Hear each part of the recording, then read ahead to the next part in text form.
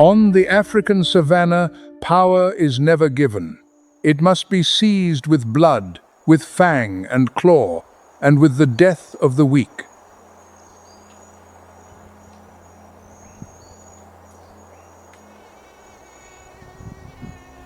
A new male lion, his dark mane thick and wild, crosses the territory he has just conquered. Behind him, the body of the old king has not yet grown cold.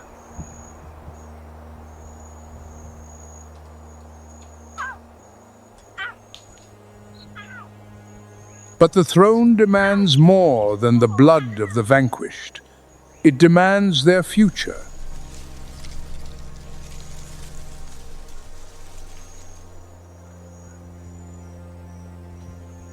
The male follows the scent of milk. In the low scrub, 3 cubs lie huddled against their mother, tiny lives barely 6 weeks old.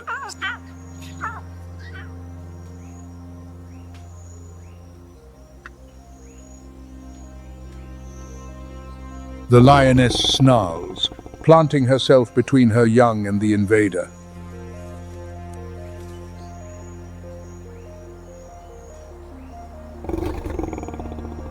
But 450 pounds of raw muscle shoves her aside like wind through dry grass.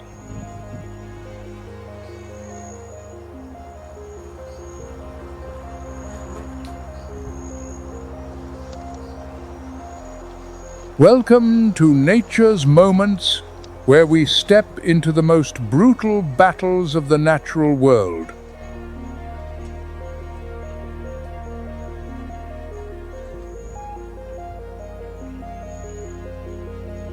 This is the Maasai Mara, Kenya, where every dawn marks the beginning of a new purge.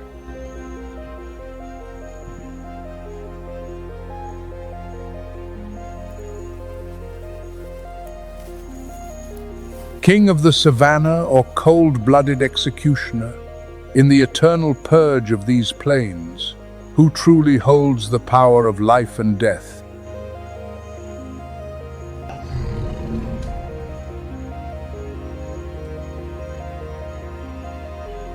But the lion is not the only one who purges. Beneath every tree, within every thicket, another war is quietly unfolding.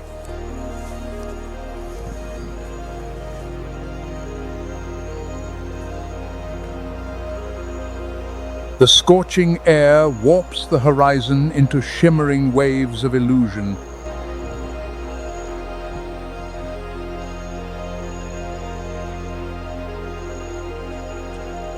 Across this golden sea of grass, the struggle for power belongs not to the strongest alone. It belongs to whoever is willing to pay the highest price.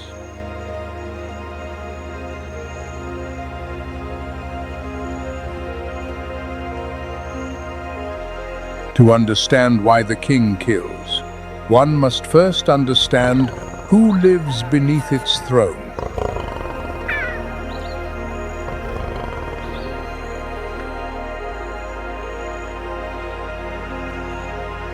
And that story begins with the fastest creature on the planet, yet the most powerless in the war for dominance.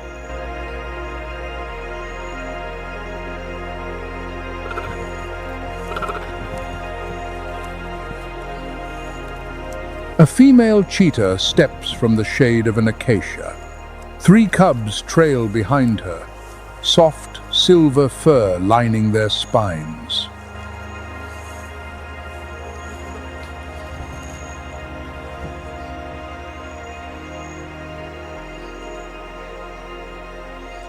Many researchers believe this silver mantle mimics the appearance of the honey badger, a creature few predators dare confront. But the hypothesis remains hotly debated.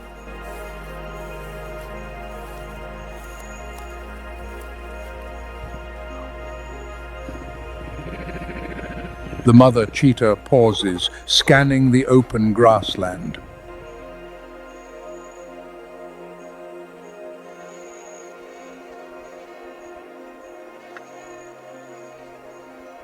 Two black lines run from the corners of her eyes to her muzzle, not decoration, but natural bioengineering, reducing sun glare and sharpening her vision in blinding light.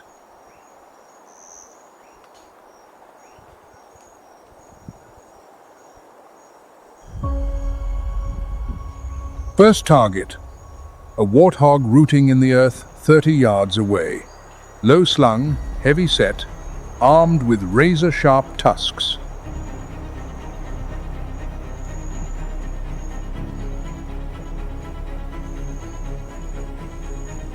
The mother launches, 70 miles per hour, but only for 20 seconds.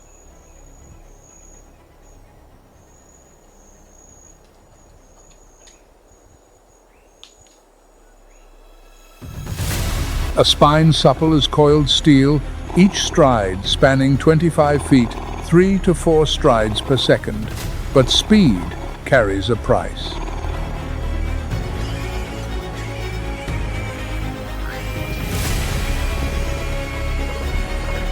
The warthog pivots, dropping its center of gravity. Its tusks sweep sideways like sickle blades.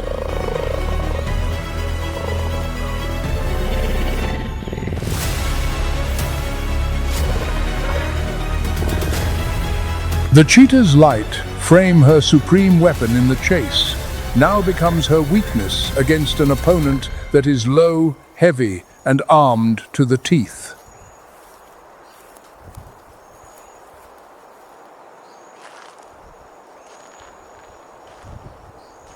The lunge falls short. The mother retreats, panting hard.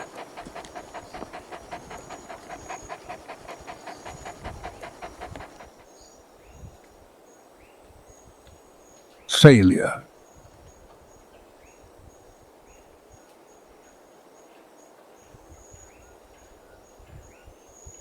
But 3 hungry mouths still wait. And on the savannah, there is no second chance for those who hesitate.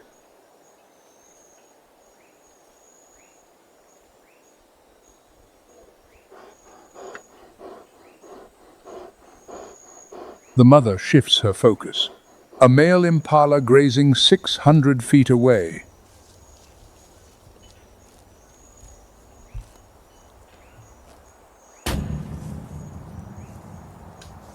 This time, it is over in under 12 seconds.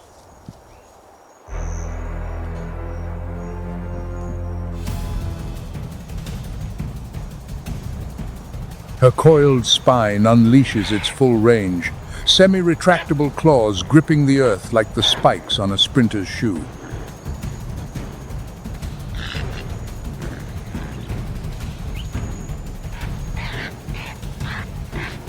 The impala falls. Canines clamp the throat. Precise, cold, flawless.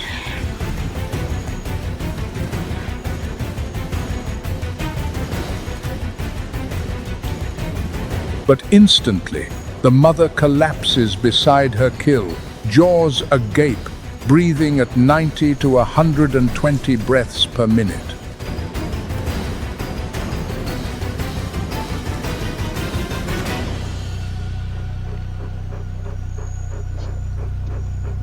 Oxygen debt, the toll that every chase exacts without mercy.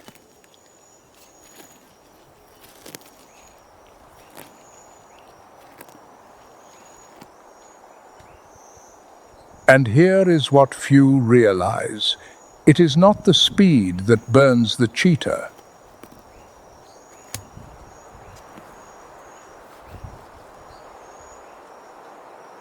Their core body temperature sits at just 101 degrees Fahrenheit while running.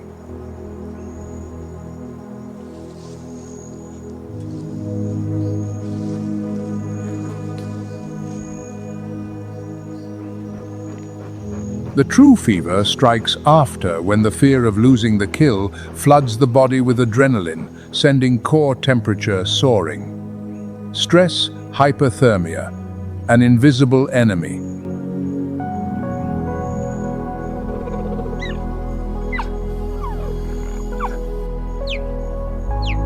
It is not the chase that burns them, it is the dread of what comes next.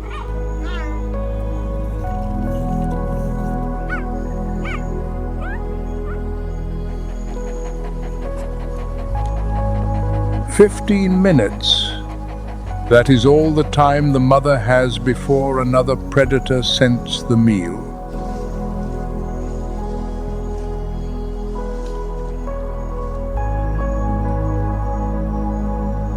In the Serengeti, only 5% of cheetah cubs survive their first year. 5% fewer than the fingers on one hand.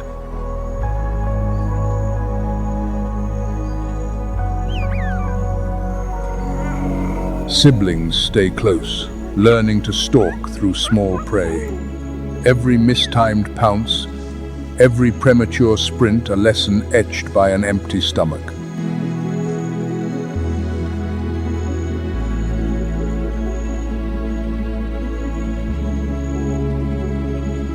But the greatest threat does not come from other predators.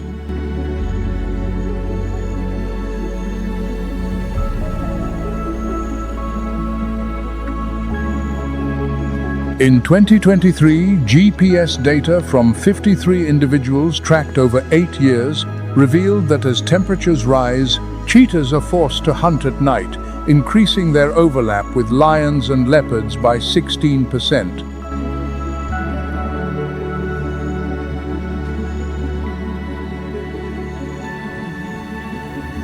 Climate change is stripping them of their only advantage, daylight. And when the night belongs to stronger hunters, cheetahs lose more meals than ever before.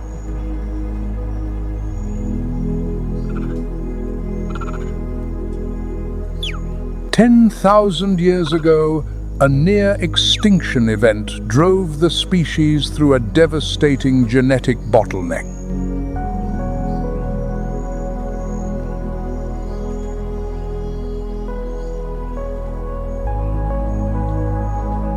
Sperm genes and immune genes were pseudogenized, rendered useless. To this day, their genome is still paying the price.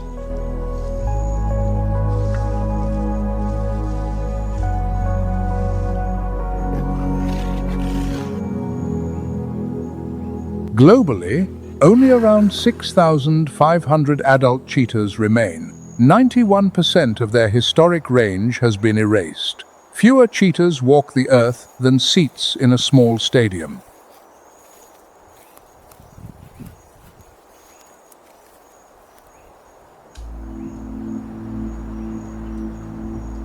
And just as the mother teaches her cubs to survive, the greatest threat appears. Not hunger, not disease.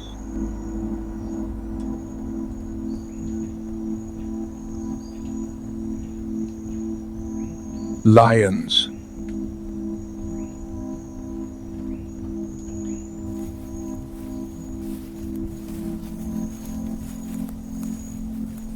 A lioness leads a small pride toward the thicket where the cheetah family rests.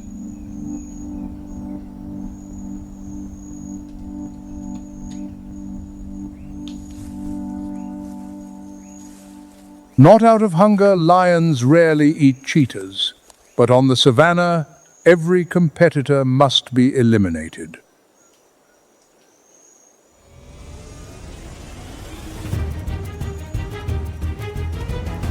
The mother cheetah bolts, not fleeing, but acting as a decoy.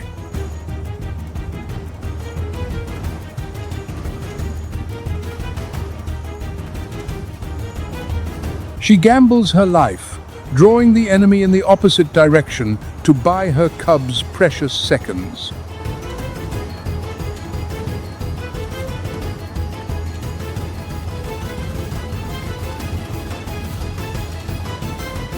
The lioness gives chase briefly, then abandons the pursuit. The cheetah is too fast, not worth the effort.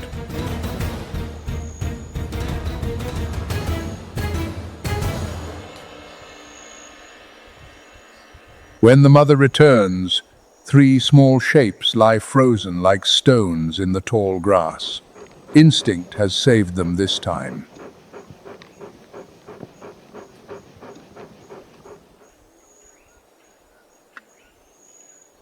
But speed can only save the one who runs alone. Burdened with 3 small lives, the fastest creature on the planet becomes the most vulnerable.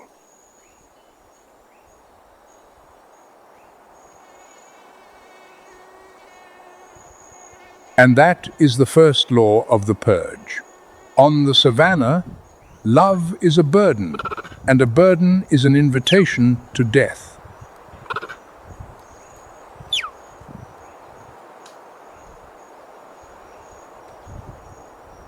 Months later, the cubs have grown bigger and stronger. And elsewhere on the savanna, an alliance is taking shape.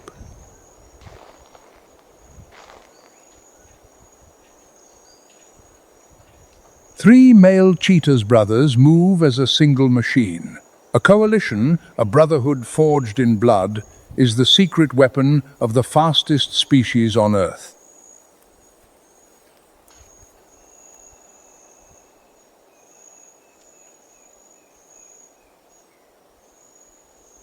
Alone, a male cheetah can only bring down a gazelle or an impala. But when 3 brothers coordinate, the boundaries of the possible dissolve.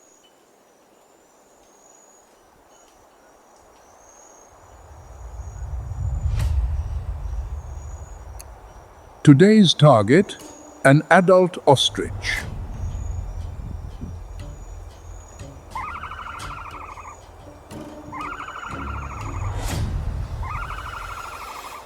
The largest bird on the planet, weighing twice as much as a cheetah, with a kick delivering 500 to 2,000 psi, enough to shatter a lion's skull.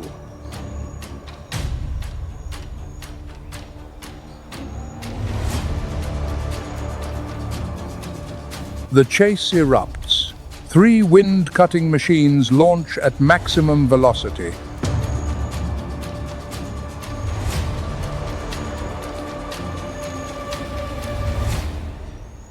No relay hunting here, the coalition casts its net at full speed. They tighten the noose in perfect rhythm, sealing off every turn, forcing the massive body into a stumbling loss of momentum.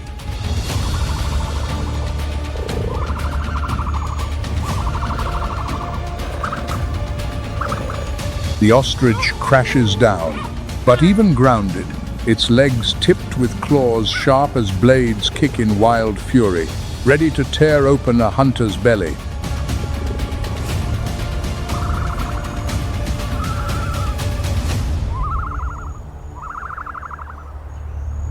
"30 seconds. Finished."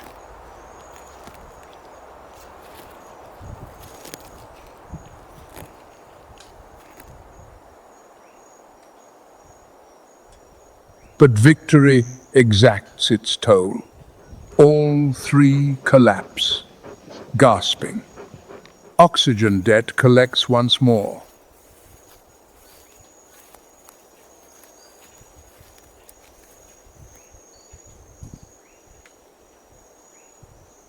For the next 15 to 20 minutes, they are nearly helpless, unable to run, unable to fight.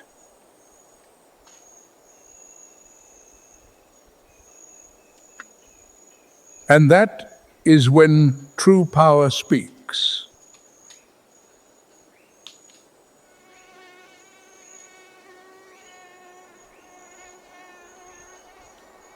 A male lion emerges from the east.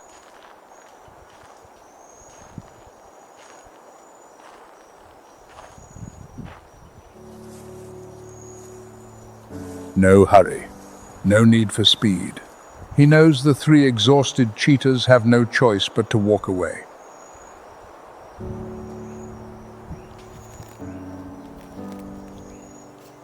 The lion strides to the ostrich, lies down, and begins to eat a feast for which he has not shed a single drop of sweat.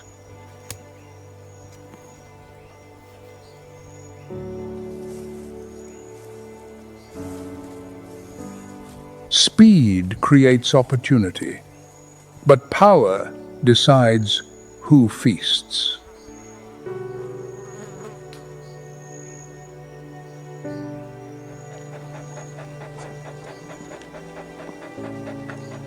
On the savanna, the fastest serve the strongest, a law older than the grass beneath their feet.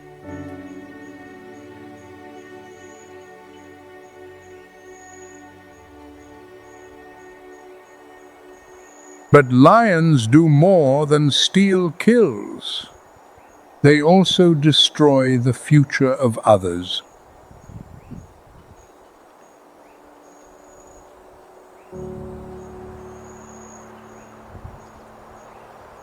And what happens next will prove that on the savanna, no one is safe, not even those who hide in the shadows.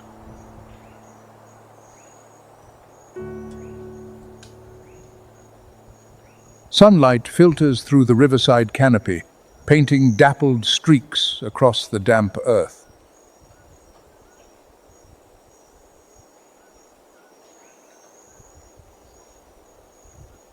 Here, less than half a mile from the open grassland, another kingdom exists, silent, vertical, and deadly.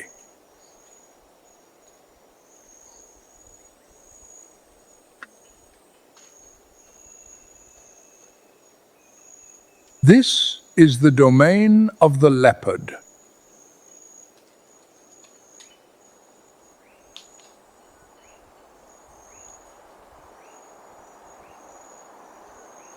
A young leopard, 3 years old, drapes itself across a marula branch, tail hanging loose, eyes half shut.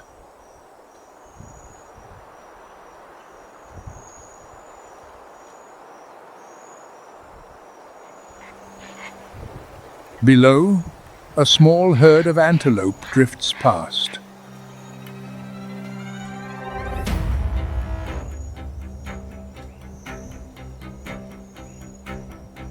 The young leopard's body is a feat of engineering in its own right.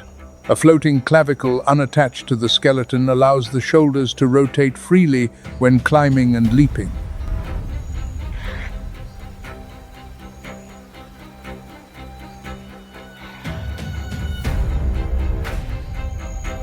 Massive pectoral muscles absorb the shock of landing from heights of 16 feet.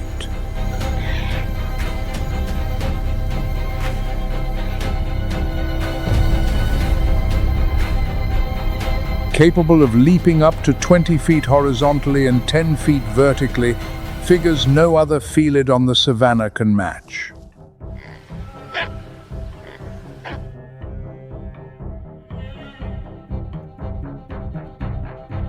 It leaps, no hesitation. 16 feet of freefall, gravity fused with muscular force, transforming 110 pounds of flesh into a living projectile.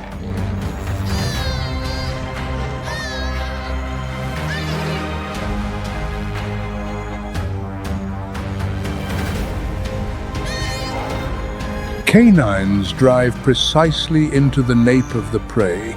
One bite, one instant, over.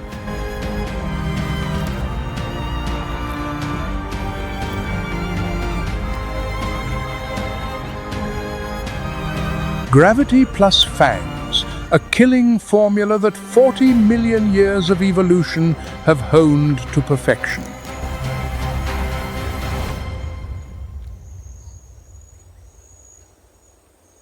But the young leopard does not stop at ground level.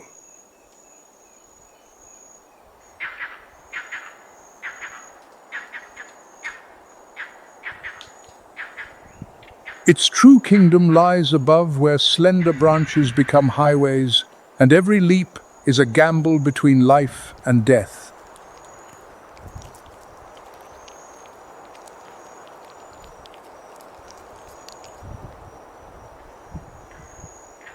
A troop of vervet monkeys moves through the canopy.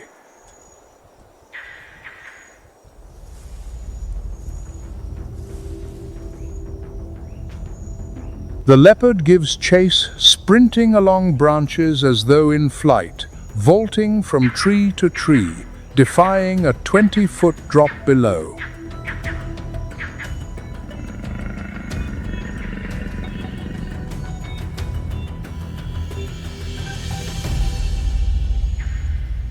The vervet monkeys shriek, scattering in panic, but the leopard is faster.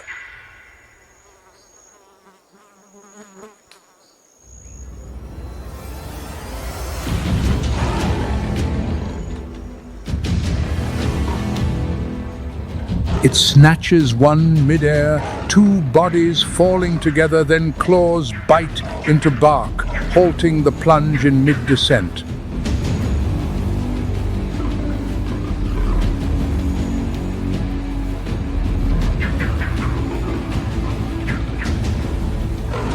In the trees, the leopard reigns supreme, but every crown has its cost, and a throne is never shared.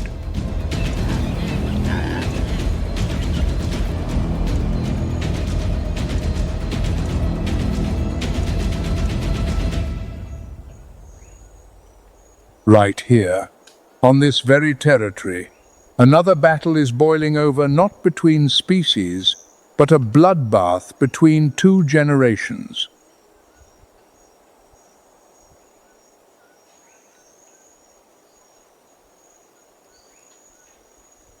An aging leopard, fangs worn, muzzle crossed with scars, patrols the borders of a territory held for over 7 years. But time spares no one, not even kings.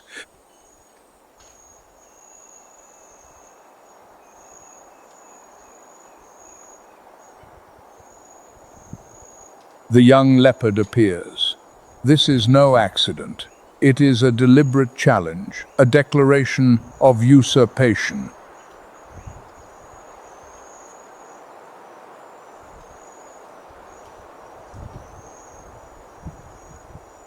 The two face off. Guttural growls rip through the forest, silence. Claws dig deep into the earth.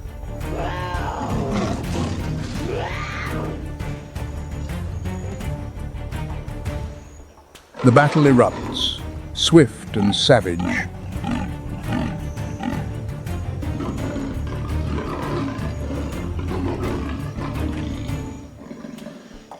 In just a few blood-soaked seconds, psychological pressure alone has decided the outcome.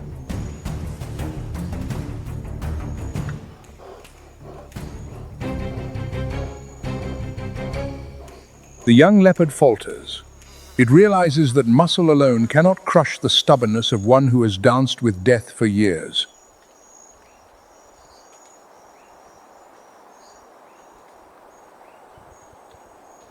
It retreats a step, then turns and melts into the darkness, a temporary concession.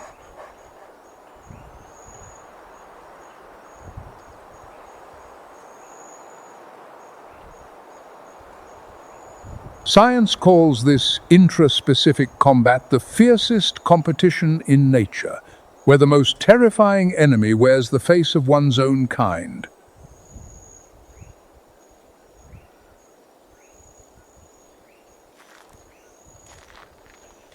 The aging king has just proven to the next generation that time may be closing the chapter on a legend, but to clear the path for ambition, the challenger must pay in blood.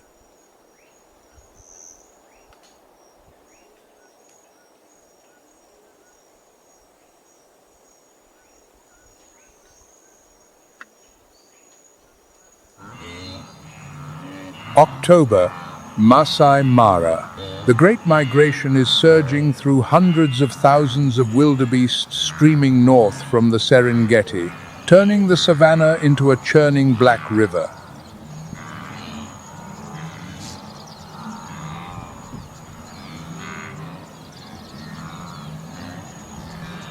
This is the season of plenty, the time the entire savanna depends upon. And within the pride, it is the lioness, not the male, who is the true hunter.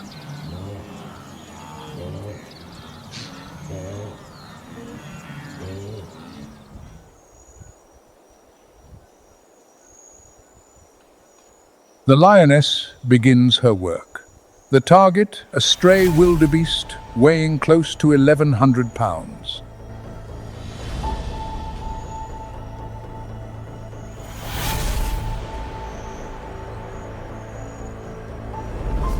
She launches from behind, hind legs driving hard, her full weight crashing onto the prey's shoulders. The wildebeest buckles.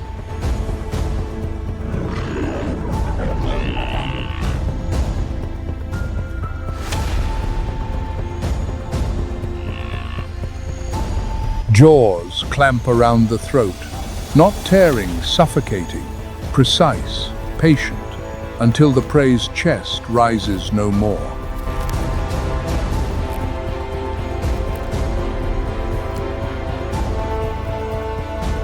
All around, the migration flows on. Thousands of wildebeest pass within feet, and not a single one pauses.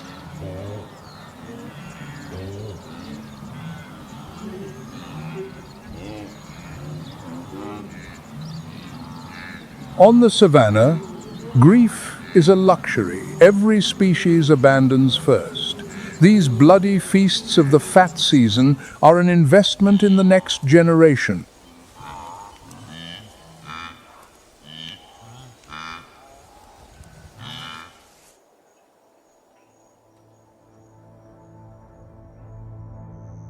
Four months later, the rains have woven the savanna into an endless carpet of green.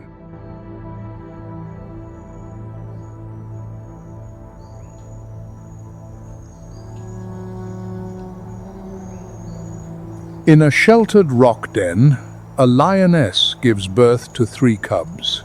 Tiny, barely 3 pounds, each eyes sealed shut.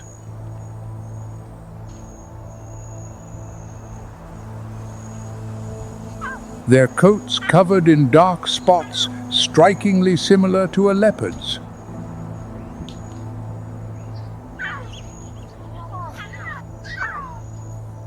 Those spots will fade as they grow, giving way to the golden coat of the savanna's sovereign.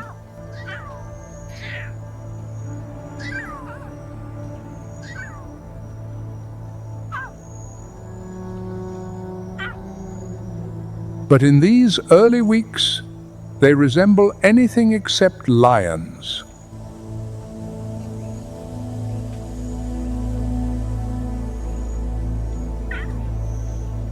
The mother moves dens constantly every few days.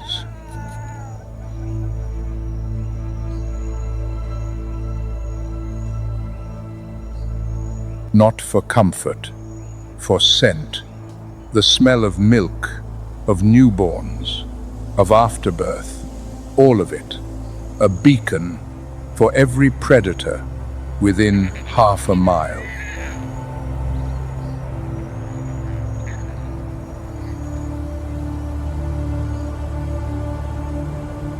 A rare moment.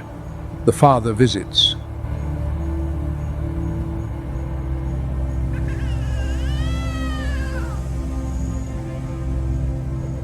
The male, 450 pounds of muscle and mane, settles beside his young.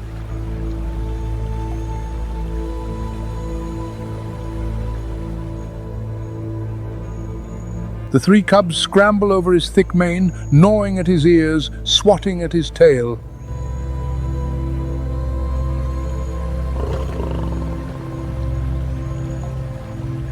No growling, no threat.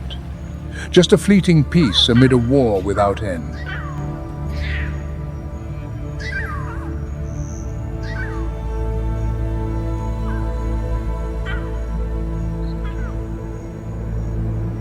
Research from 2024 reveals that lionesses actively relocate to distance themselves from unfamiliar males, proof that on the savanna, maternal devotion is not merely instinct, but strategy.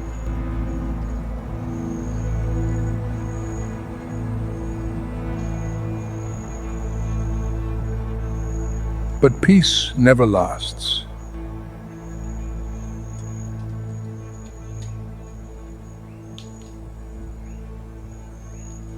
Night falls.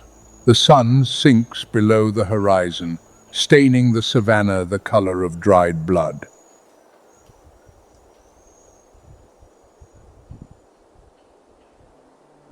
And elsewhere, where the darkness belongs to another, an entirely different empire stirs awake.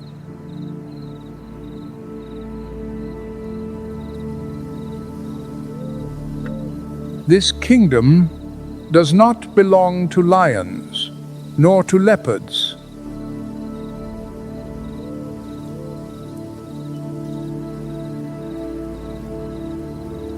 It belongs to a species the savanna has taught to be born in violence and raised by it.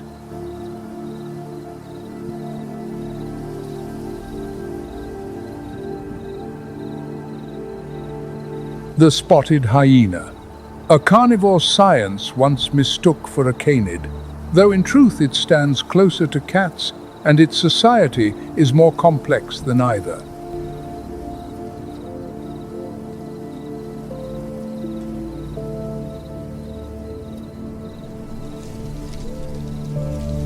As darkness swallows the savanna, hyenas rise from their dens dozens strong, moving like a disciplined army.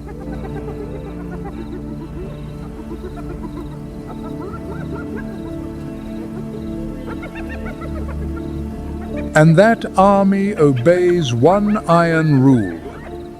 Every female outranks every male.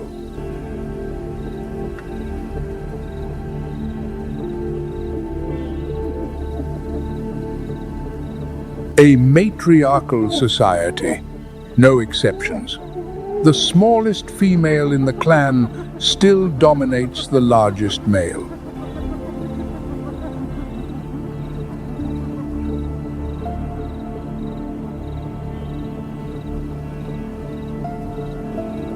Power here is not measured by size but by bloodline.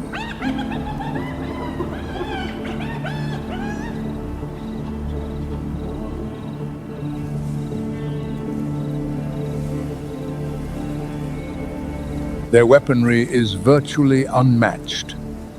A bite force exceeding 1100 psi, a BFQ of 124, the highest pound for pound among all mammals.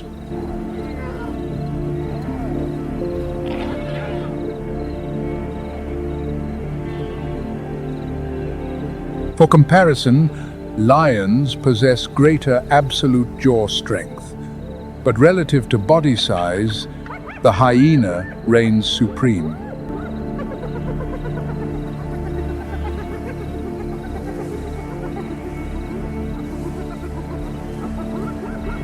Those jaws are not built for intimidation, they are built to pulverize bone.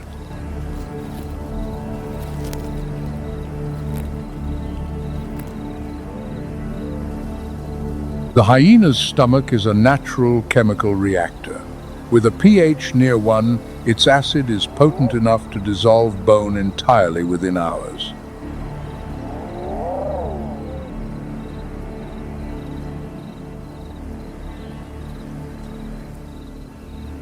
But horns and hooves resist. Even this, they must be regurgitated as compressed pellets, a reminder that even nature's most efficient digestive engine has its limits.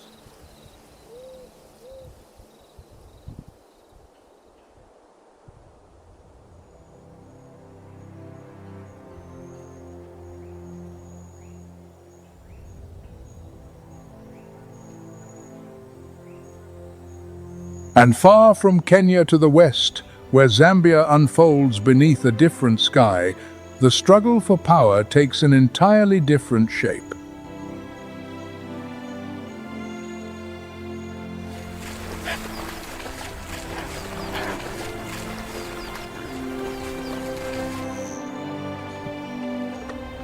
Kafue National Park. 8,650 square miles of Miombo woodland, flooded grassland, and winding rivers snaking through Busanga Plains. Zambia's richest wildlife arena, where lions, leopards, and hyenas share borders with crocodiles.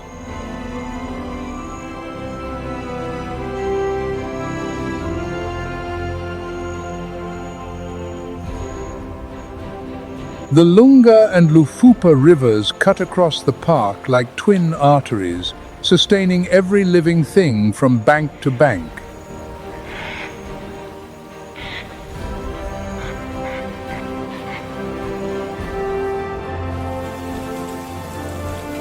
In the wet season, the waters rise and flood.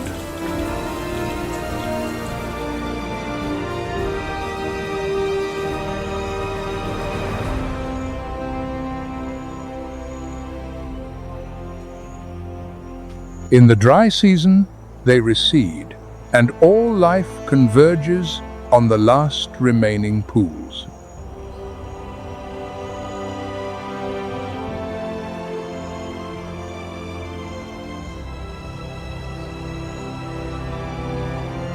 The purge does not end at Kenya's borders. Here, it merely changes form.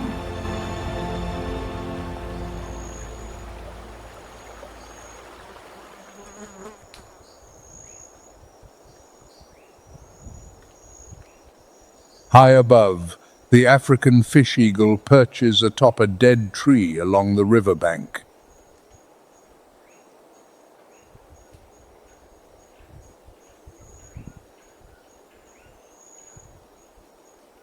Striking in its snow-white head and breast, set against powerful dark brown wings, it is the true sovereign of these flooded skies.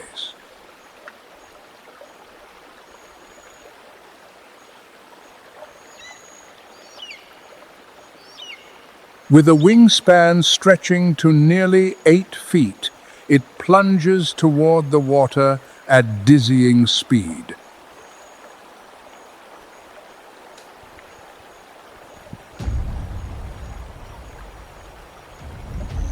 Talons, sharp as fishhooks, lined with tiny barbs beneath each toe, lock onto even the most slippery catch.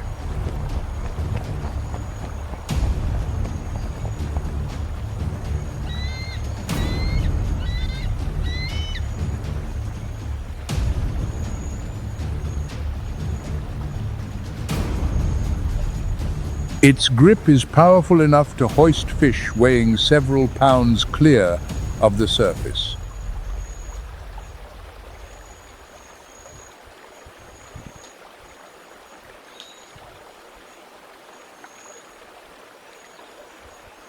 Not content with fish alone, even young Nile crocodiles and small water birds fall within its hunting range.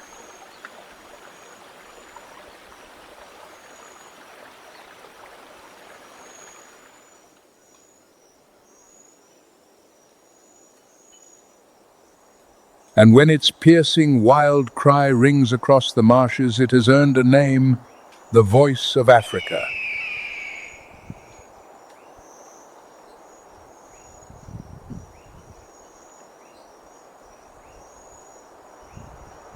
But beneath the surface here, in the murky current of the Lufupa, a silent sovereign waits.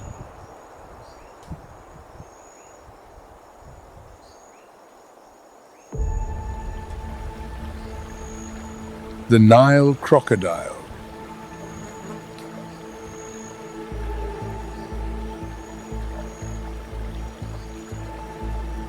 "12 to 16 feet long, jaws that slam shut with staggering force, yet the muscles that open them are so feeble a person could hold them closed bare-handed, a perfect paradox of evolution.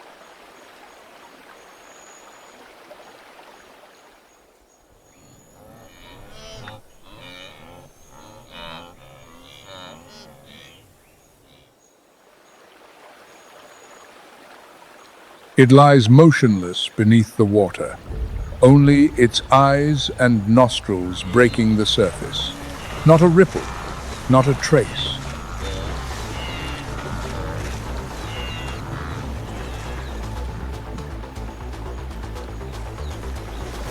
Then, in less than a second, it erupts. An explosive lunge, the prey never has time to register.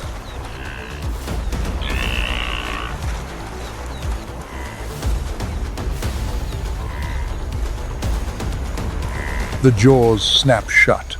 The death roll its body, spinning, tearing flesh through torque rather than bite force. A technique 100 million years old, unchanged and needing no improvement.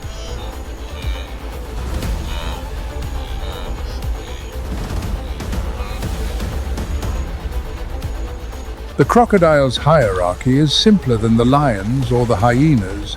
The largest dominates. The oldest eats first. No alliances, no revolutions.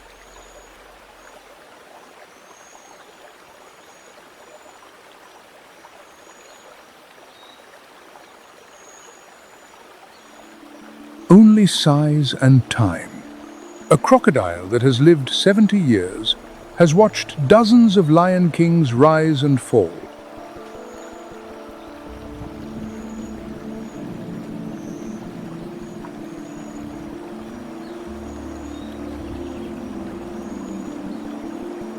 But even the king of the river can be gentle.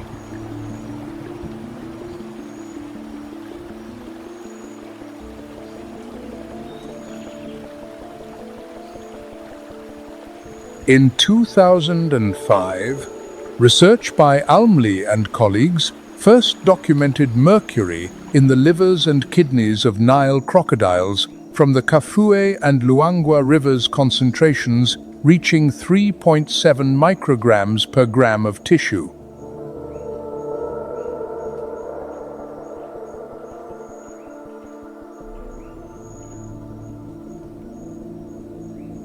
African crocodiles rank among the most mercury-contaminated crocodilians on the planet.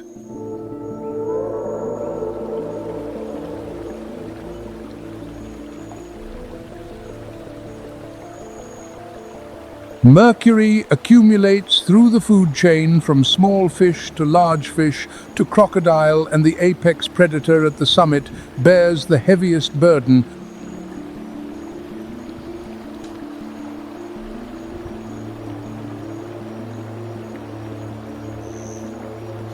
A purger being purged by something it cannot see.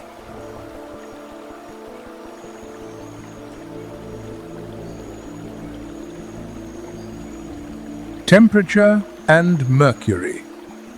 Two invisible enemies that no fang or claw can fight.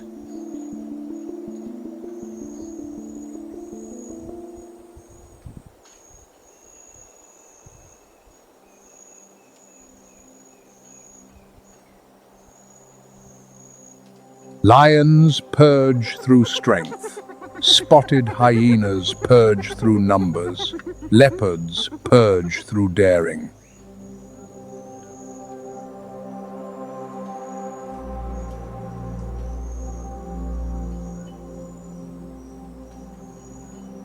But in Kafue, the most silent purge of all comes from what no creature can perceive: rising temperatures and heavy metals seeping into the groundwater.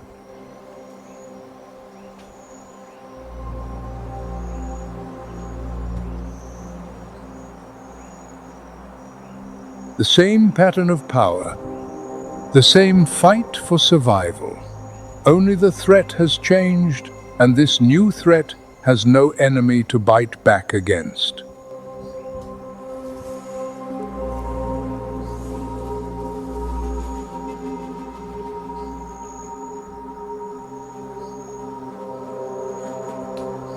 Beneath the Kafue sunset, the Lufupa's surface mirrors a blazing orange sky. An old crocodile glides into the current and vanishes without a sound.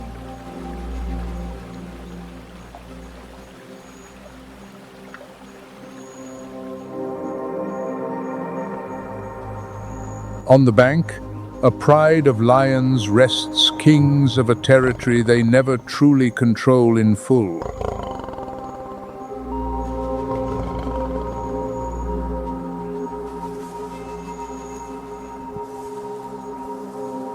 The purge across the savannah has no final victor, only those who survive long enough to become the next purger.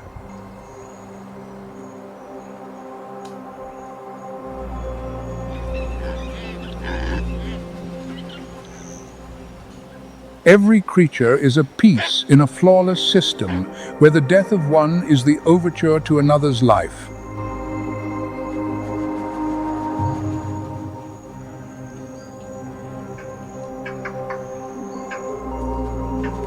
A covenant sealed in blood, bound by instinct, and sustained for eternity by the sheer will to exist.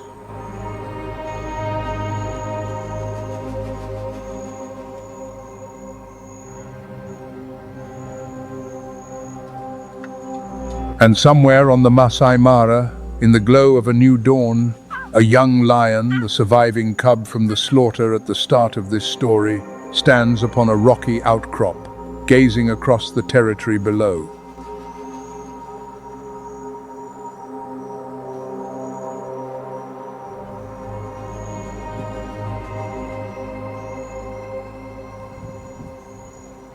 A mane beginning to grow, fangs beginning to lengthen, and in those amber eyes, the same fire his father carried, the one who killed to seize power.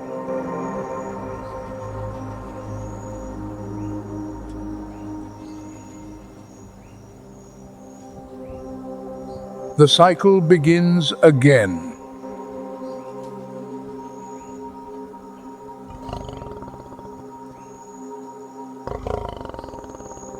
Thank you for journeying with Nature's Moments.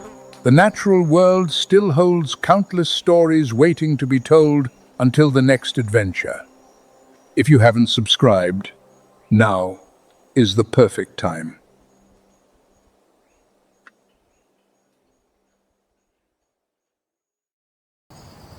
In the heart of Africa, on grasslands that stretch to the horizon, lies a kingdom shaped by the sun and the seasonal rains.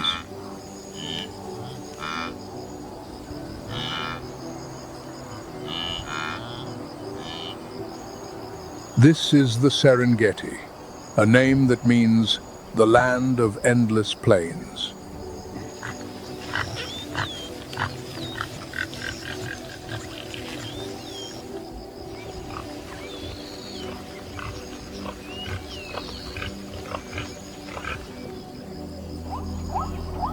Here, the sun is no gentle friend, but a formidable monarch.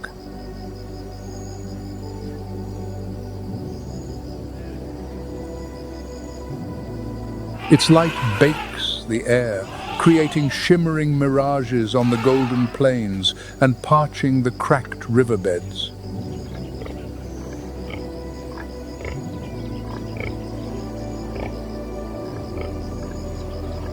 Life here is measured by the ability to find shade and the patience to wait.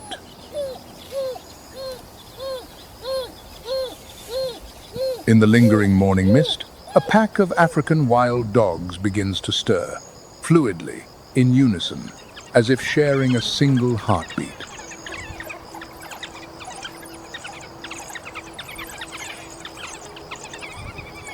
Their footfalls are nearly silent, ghosts gliding over the arid earth.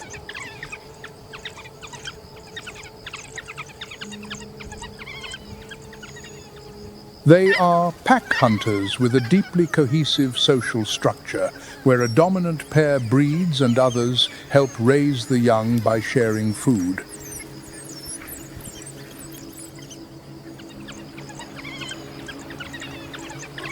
This cooperation gives their pups a far higher survival rate than those of most other predators.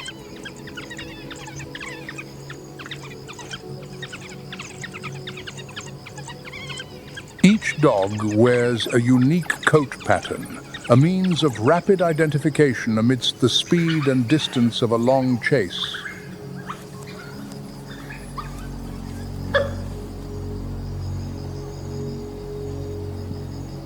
Their large, rounded ears not only dissipate heat but also capture sound with extraordinary acuity, allowing them to track the movement of prey from afar.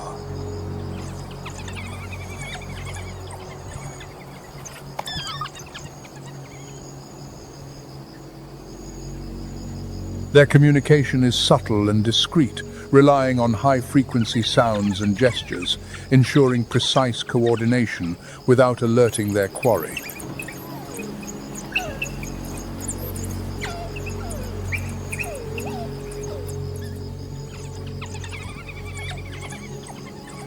Before each hunt, the pack performs an energetic greeting ceremony, reinforcing bonds and synchronizing their strategy.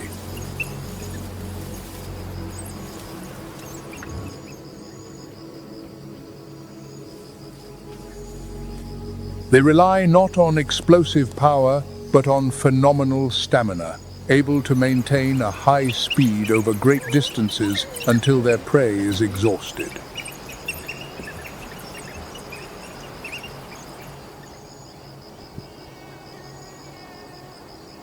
Their hunting success rate is among the highest of any terrestrial predator.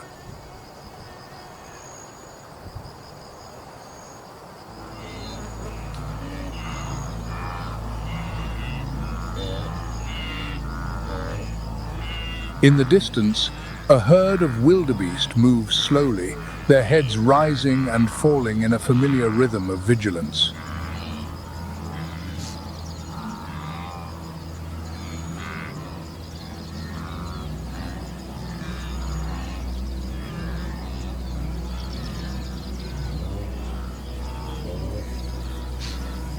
Their grey-brown coats, high shoulders, and powerful forequarters give them a gait that is both cumbersome and enduring, perfectly adapted for long journeys across the plains.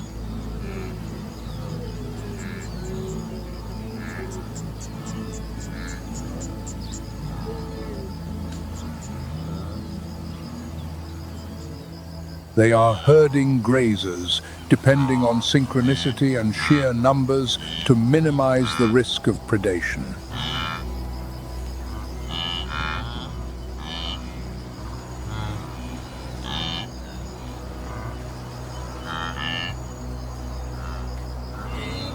During the Great Migration, their numbers can swell into the hundreds of thousands, forming an almost unending river of life.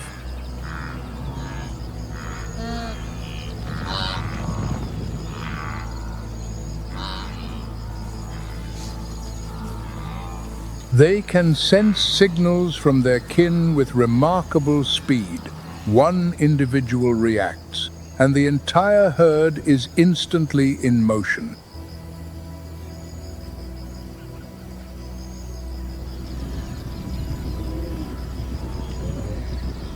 Keen eyesight and good hearing help them detect danger from a distance, but they often act only when the signal ripples through the herd.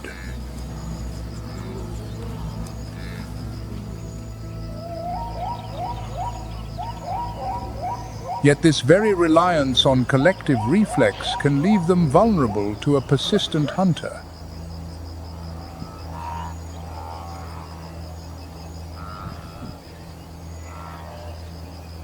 When panicked, the herd can descend into brief chaos, creating isolated individuals, ideal targets for a predator.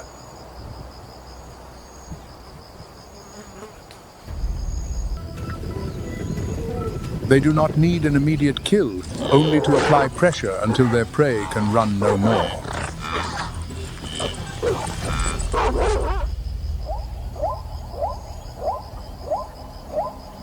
But the Serengeti does not operate on instinct and biology alone.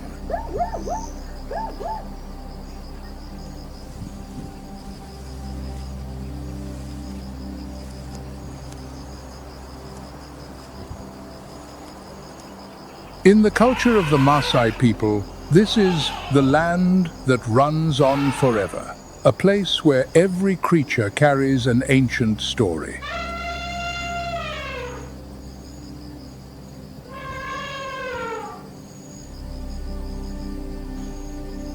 The Maasai tell that, in the beginning, the predators vied for dominion over the plains in a battle without end.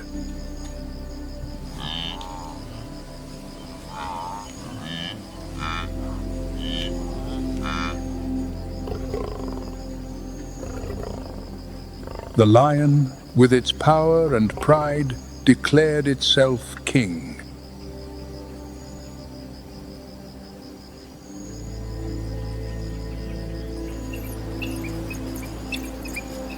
The wild dog, with its unity and intelligence, believed true power lay with the pack.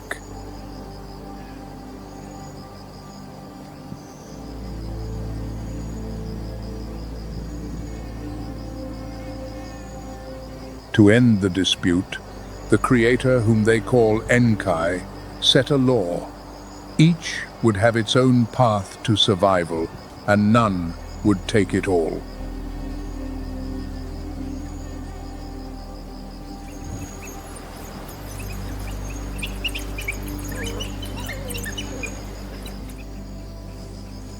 And from that, two strategies were born, never crossing, yet always in parallel.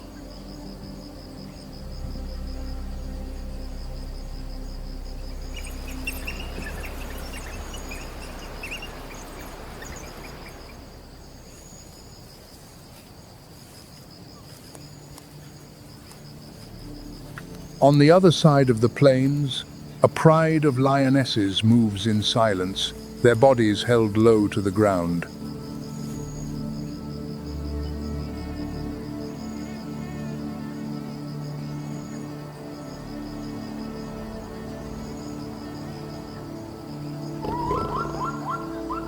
Their tawny coats blend perfectly with the dry grass, rendering them nearly invisible in the early light.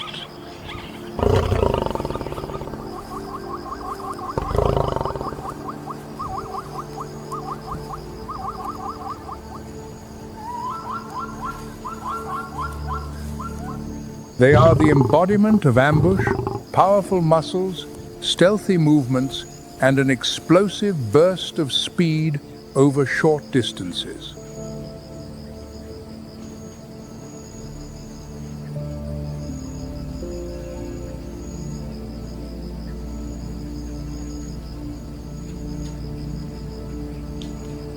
Within the pride, it is the females who are the primary hunters, working together to encircle and isolate their prey.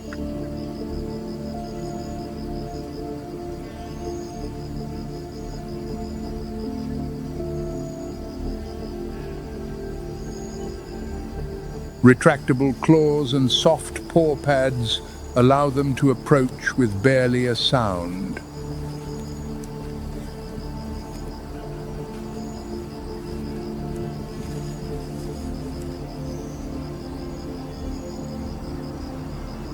Their target today is an African buffalo that has strayed slightly from its herd.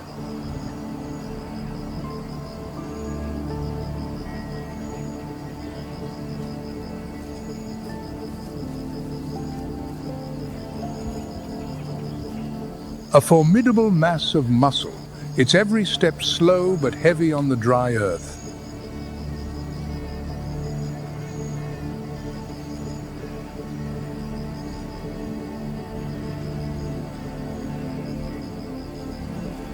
The African buffalo is one of the most dangerous herbivores in the Serengeti. They are aggressive, quick to react, and willing to fight back.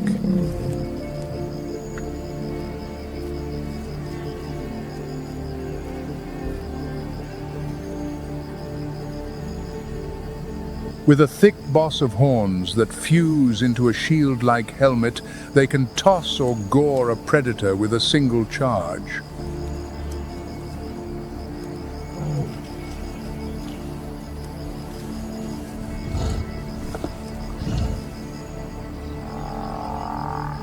They typically move in large herds for defense, maintaining a tight formation with adults surrounding the young in the center.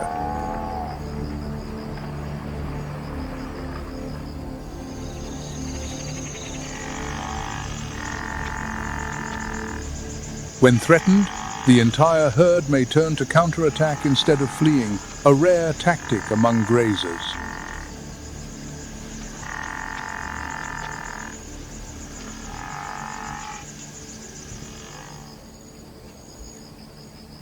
But a lone individual becomes a potential target.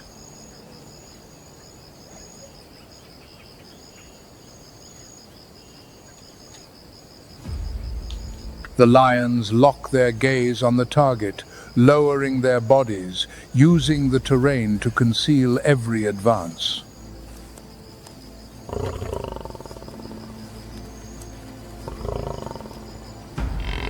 Then comes the explosion.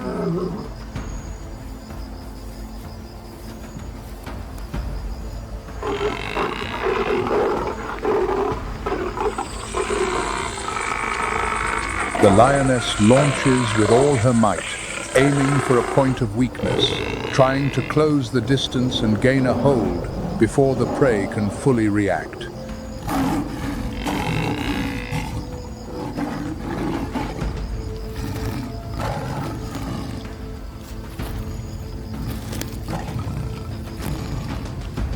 This is no longer a simple hunt, but a direct confrontation between power and technique.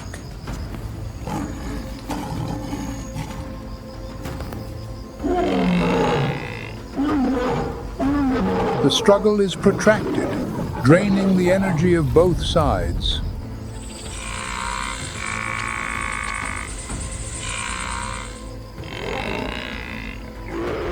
Finally, only when the buffalo falters does the balance tip in the predator's favor.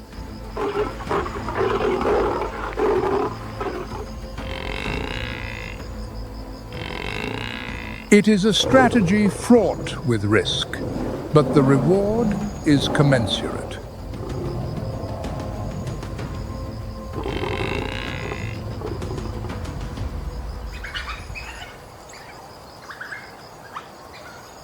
In the distance, the wild dog pack is long gone, not out of fear, but because they understand the rules.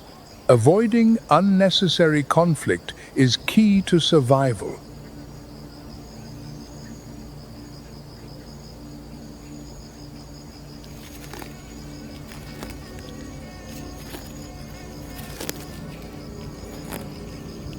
Two predators, two distinct evolutionary paths, coexisting just as the Maasai legend tells.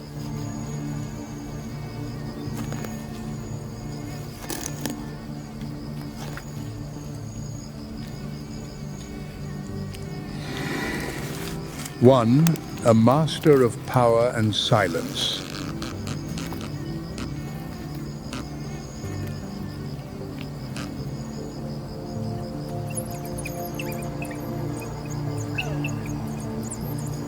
The other, a master of speed, stamina, and unity.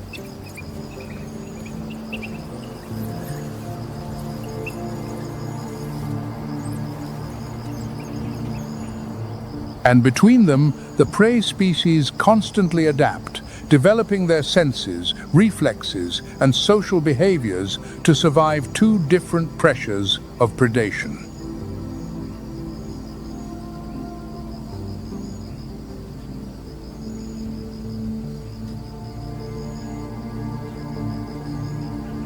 A morning on the Serengeti is therefore not just a series of biological events, but a reflection of ancient laws where every strategy has its place.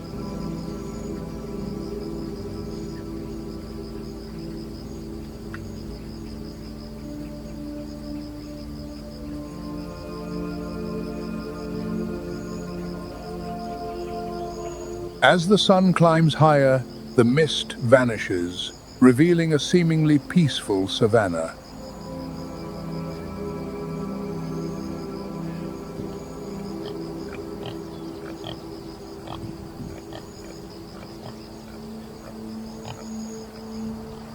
But beneath that calm facade lies a complex network of interactions, where every creature plays its part in the endless cycle of life.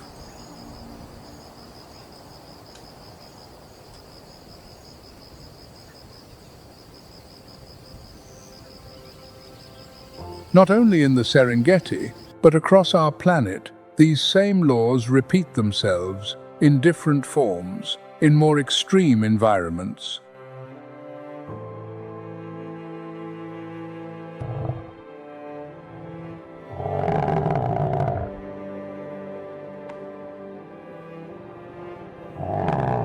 Ancient laws of life, death, and the ceaseless struggle for existence.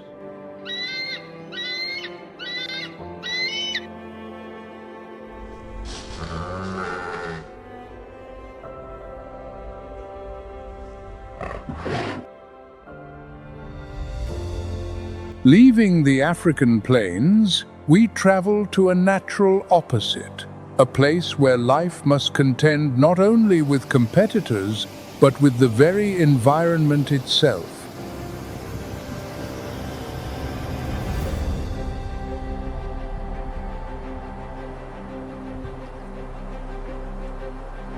At the heart of the North American continent, there exists a land where the earth breathes fire and ice.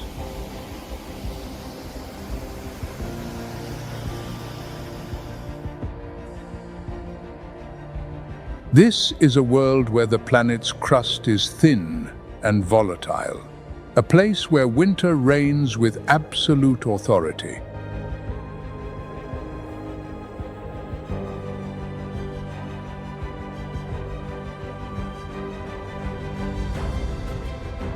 When the thermometer falls to -40 degrees Fahrenheit, the landscape transforms into a kingdom of crystal and long shadows.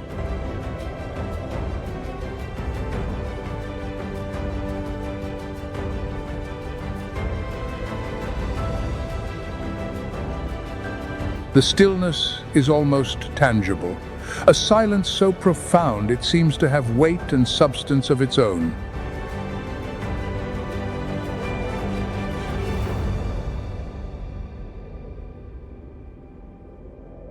Here, life is not a given but a victory earned over millennia of evolution.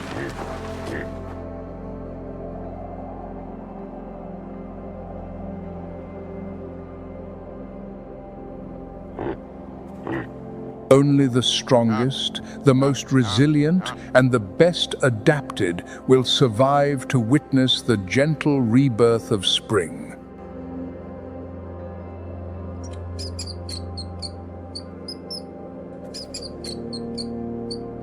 This is nature at its most raw and honest.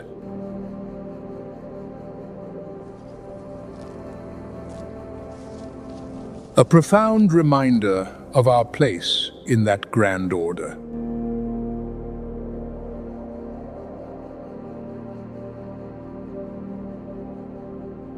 Welcome to Yellowstone.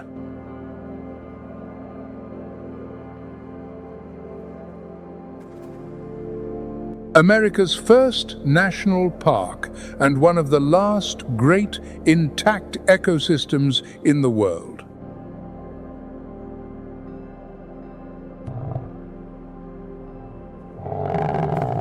It is preserved not just for its spectacular beauty, but as a vast, living laboratory.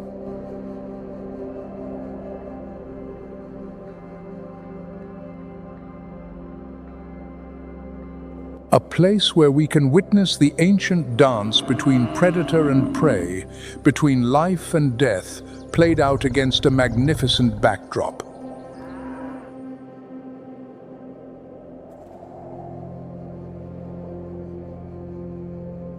And at no time is that dance more starkly defined than when winter descends.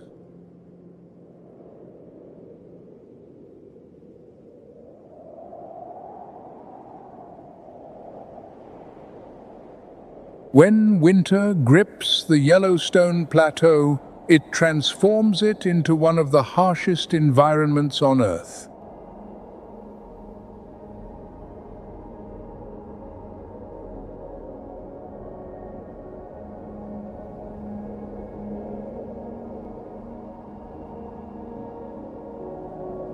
Snow accumulates in drifts many feet deep, while temperatures regularly plummet far below freezing.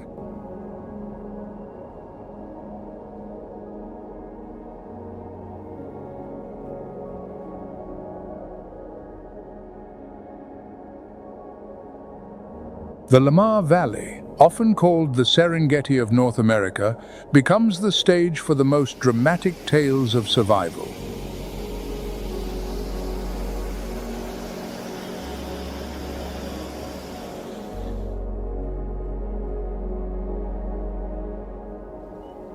For the gray wolf, reintroduced to Yellowstone in the mid-1990s, winter is not a curse, but a time of opportunity.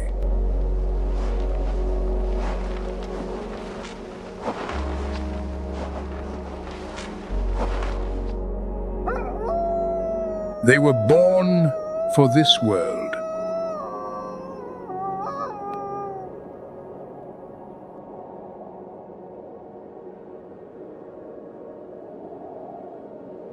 Their thick double coat consists of a soft underfur for insulation and long water-resistant guard hairs on the outside.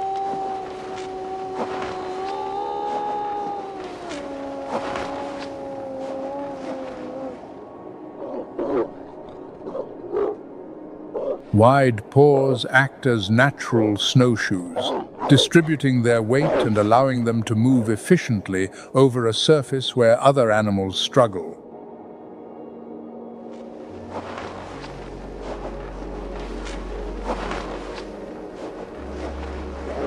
But their greatest weapon is neither fang nor claw.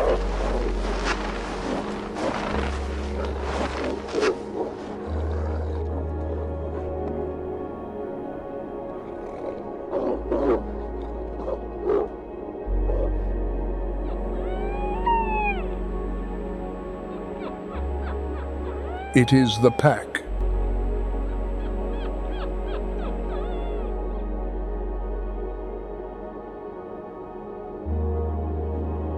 A wolf pack is a family, often spanning generations, led by an alpha pair.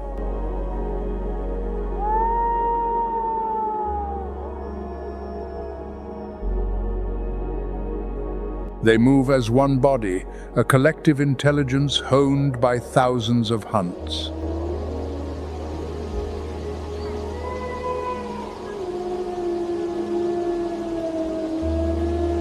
Communicating through a complex language of glances, subtle tail flicks, and minute shifts in posture, they coordinate with deadly efficiency.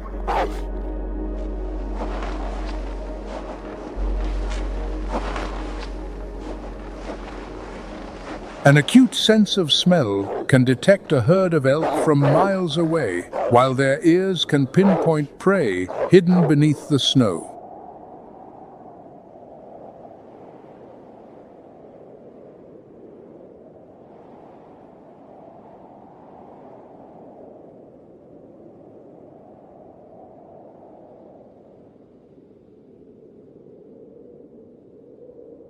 The contest between wolf and elk is as ancient as time itself.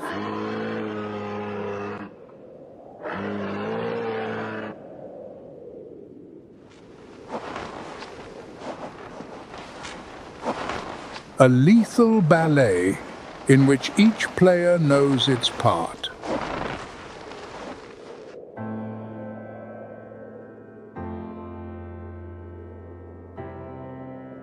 Elk possess immense size and dangerous antlers, but they are at a disadvantage in deep snow.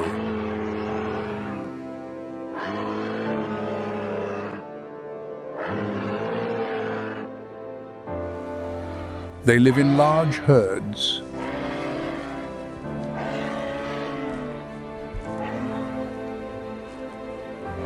This strategy helps in the early detection of predators, while also making it easier for weaker individuals to be separated from the group.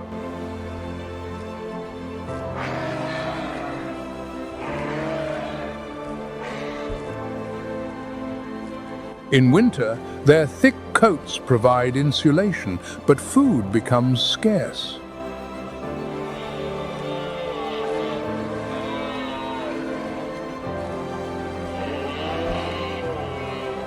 They must move constantly in search of dried grasses and young shoots.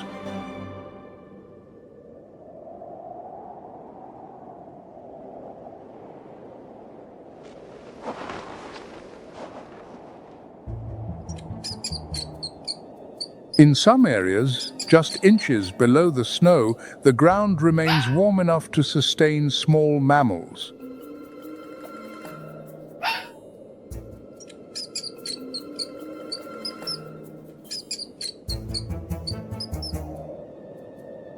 And where there is prey, there will be a predator.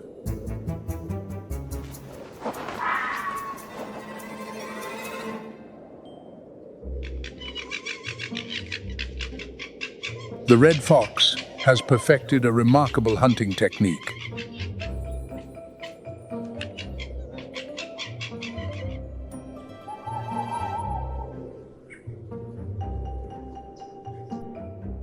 As one of the world's most widely distributed carnivores, it is adaptable to many environments, from forests and grasslands to the harshness of a snow-covered world.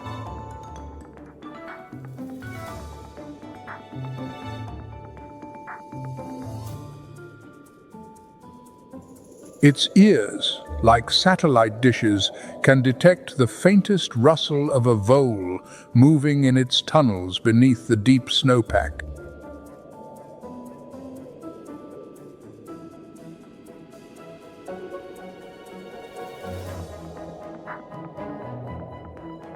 This exceptionally acute hearing allows it to see its prey, even when it is completely hidden from view.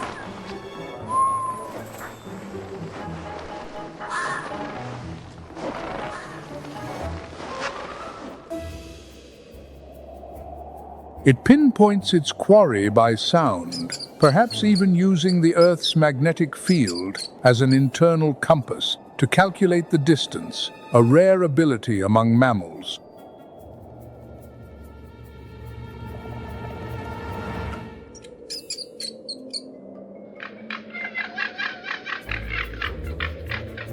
In a behavior known as mousing, the fox leaps high into the air, arching its body and plunging headfirst into the snow like an arrow.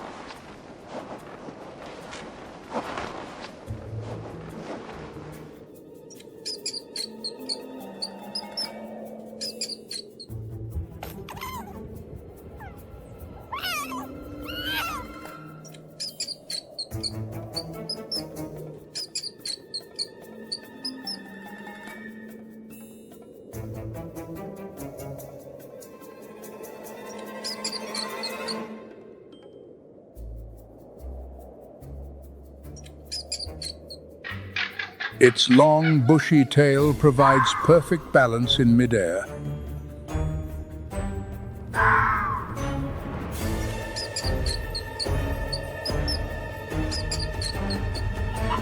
And more often than not, it emerges with its meal. Sharp teeth and quick reflexes allow it to dispatch its prey in an instant.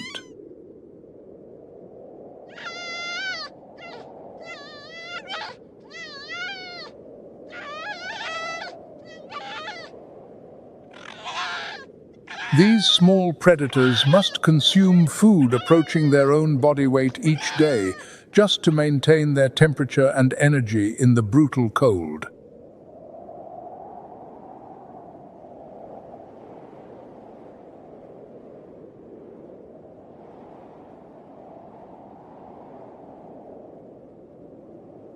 The ability to cache surplus food beneath the snow also helps them survive through lean times.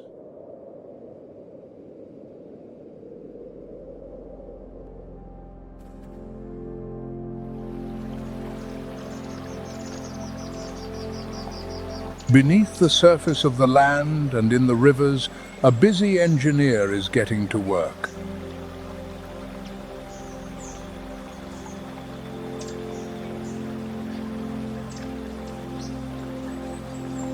Beavers become particularly active, repairing dams and lodges damaged by the winter ice.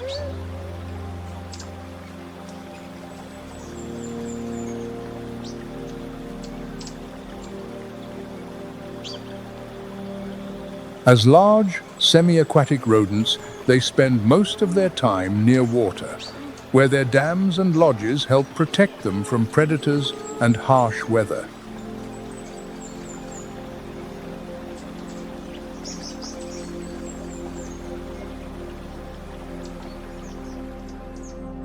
These ecosystem engineers transform the landscape more than any other species besides human.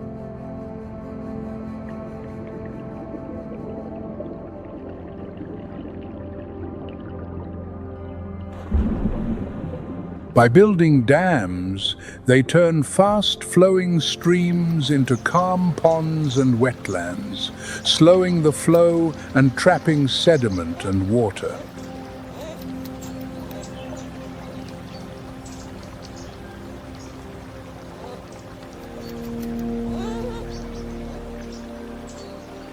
These new habitats benefit countless other species, from moose and western toads to waterfowl.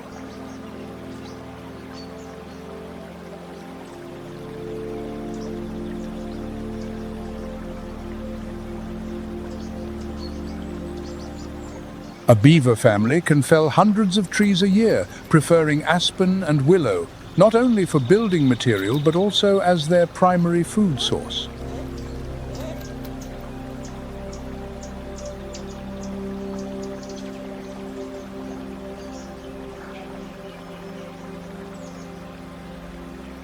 Their incisors grow continuously, allowing for efficient gnawing and cutting, while their flat, scaly tail provides balance on land and aids in steering while swimming.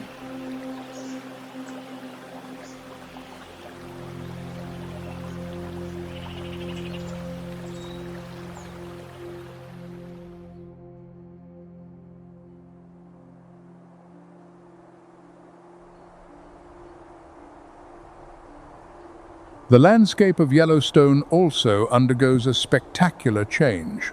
As the snow recedes, the flora erupts with an intense vitality.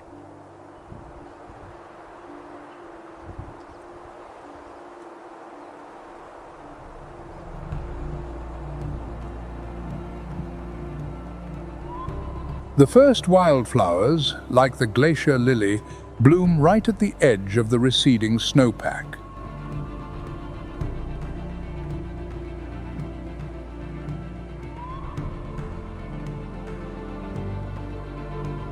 They take advantage of the abundant moisture and sunlight before the forest canopy leafs out and shades them.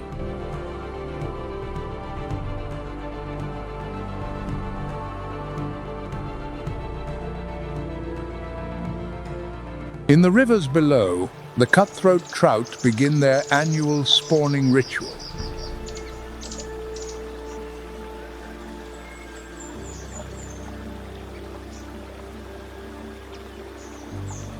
They are a cold water species dependent on clean, oxygen-rich water and stable temperatures for their survival.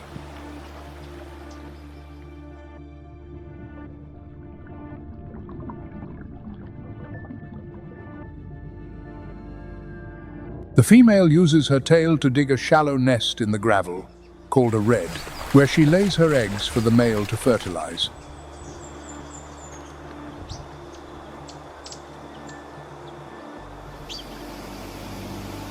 These reds help protect the eggs from strong currents and predators.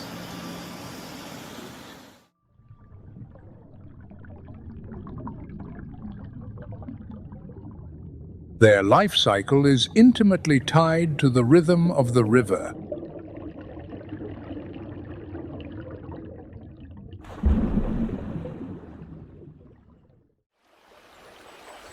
From hatching to growing and returning to the very place of their birth to spawn, a behavior that demonstrates an astonishingly precise navigational ability.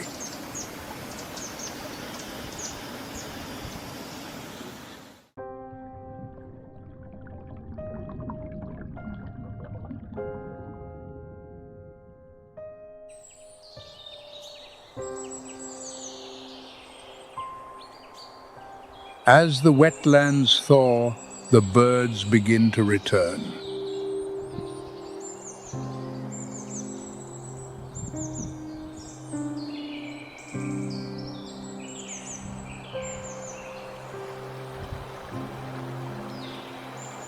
The sandhill crane, one of the earliest arrivals, performs its intricate courtship dance in the meadows.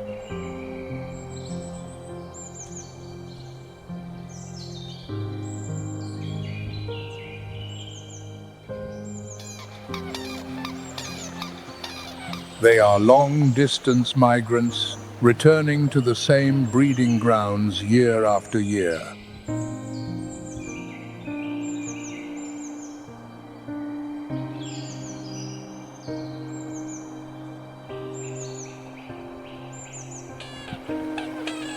Standing nearly 5 feet tall, these birds leap, flap, and bow in synchronized movements to reinforce a bond that can last for decades.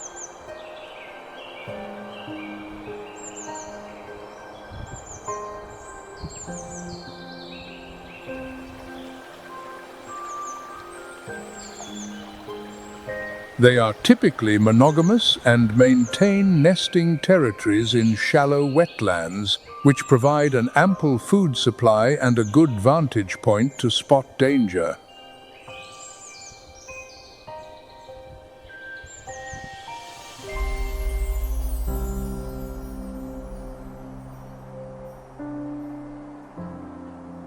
Summer arrives in Yellowstone not gradually, but as an explosion.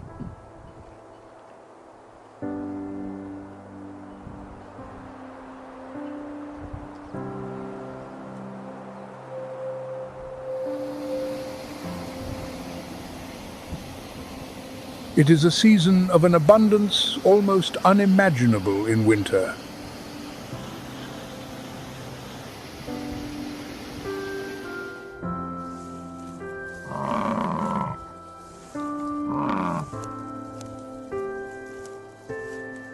A time when a brief window of opportunity opens, triggering a frantic biological race to grow, reproduce, and prepare.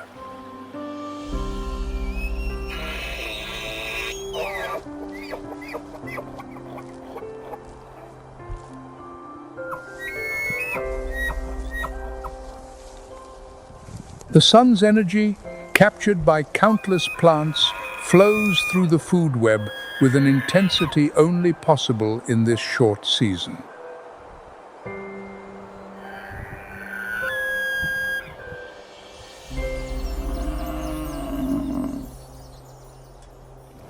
As summer arrives, the center of the drama shifts to the giants of the grasslands.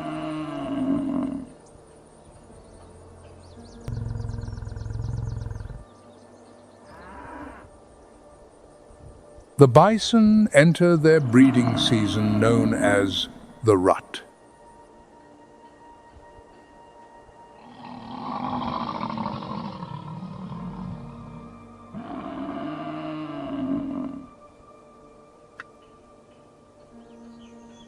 The bulls, which normally live alone or in small groups, now rejoin the larger herds.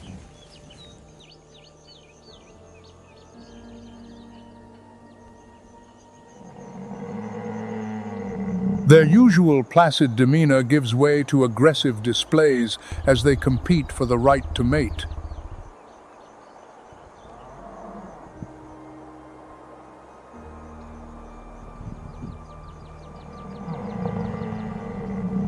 Bison bulls establish dominance through impressive displays.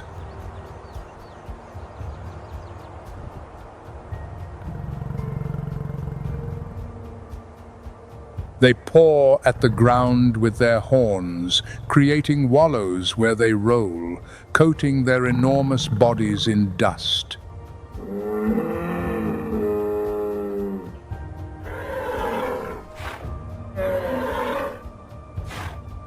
This action is partly to deter insects, But more importantly, it is a visual display of size and strength.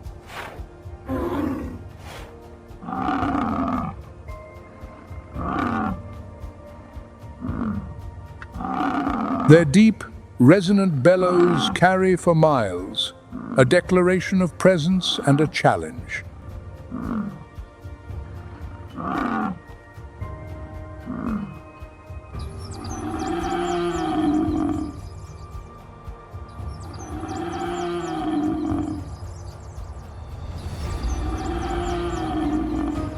When displays are not enough, physical confrontations decide the hierarchy.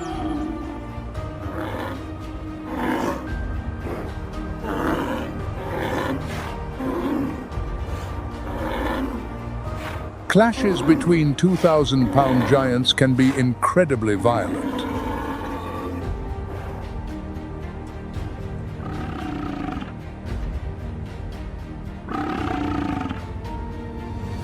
They charge at full speed, and the force of the impact could kill most other mammals.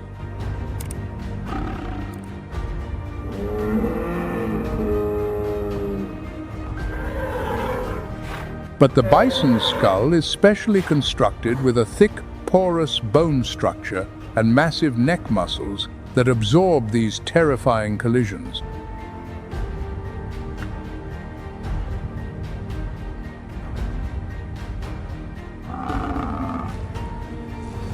While rarely fatal, these battles can inflict serious injuries.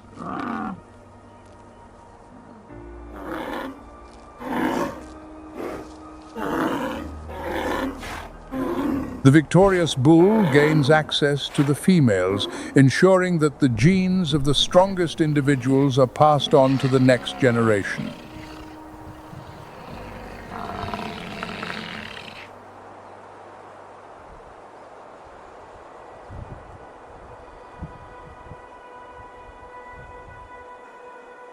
On the open plains, a champion of speed is enjoying the summer.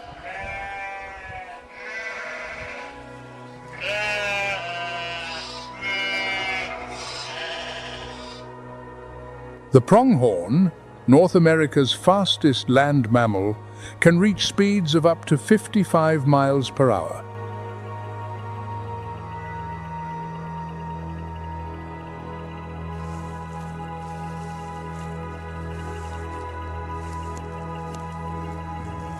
This speed is an evolutionary legacy developed to escape predators that are now extinct, like the American cheetah.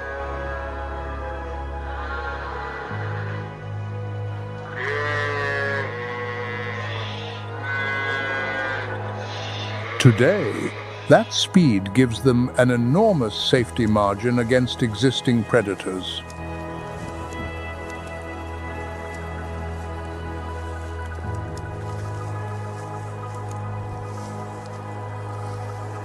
Their enormous eyes are among the largest relative to body size of any land mammal.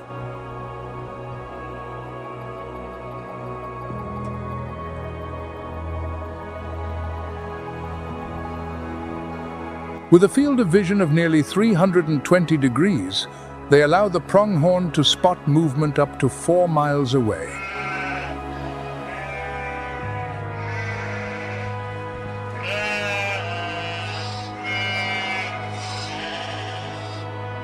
The fawns, born in the spring, now exhibit the species' incredible swiftness.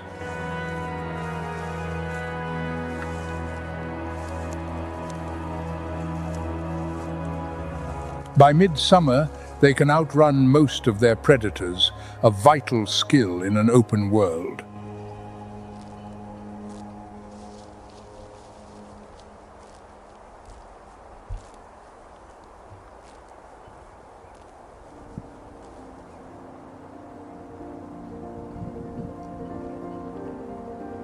As summer gives way to fall, a subtle but unmistakable change sweeps across Yellowstone.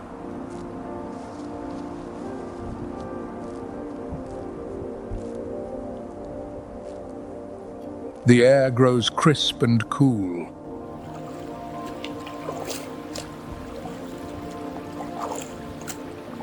The days shorten.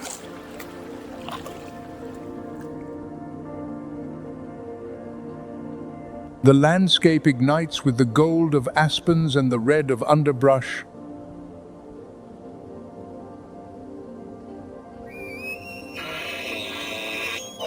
It is a season of preparation and transition, of gatherings and migrations, of final mating rituals and final harvests before the onset of winter.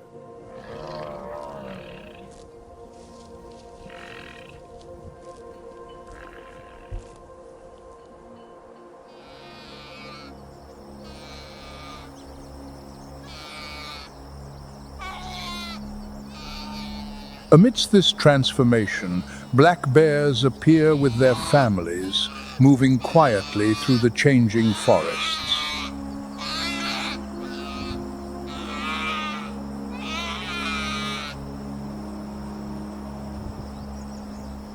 A mother black bear will often send her cubs up a tree when she senses danger.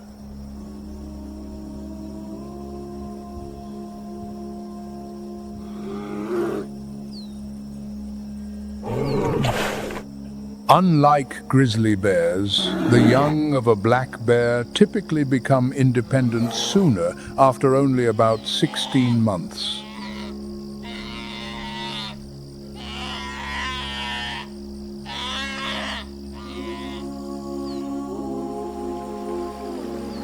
As autumn arrives, black bears enter the most critical phase of their year, a period of intense energy accumulation before hibernation.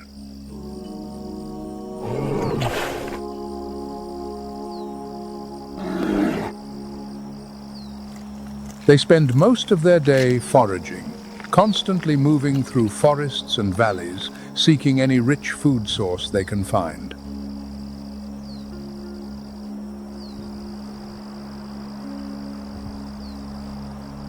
The diet becomes diverse and opportunistic, from berries, nuts, and roots to insects and animal carcasses.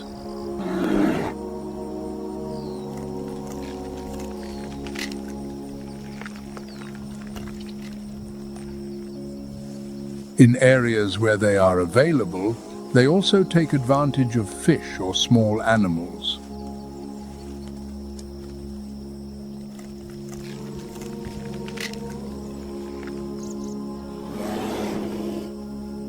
Their excellent climbing ability allows them to access food sources that many other species cannot reach.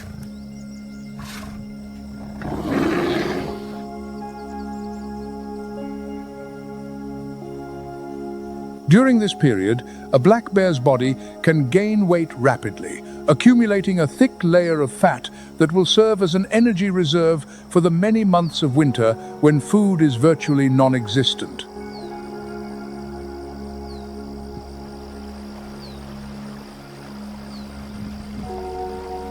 Their activity becomes almost constant, with short rests interspersed between foraging bouts.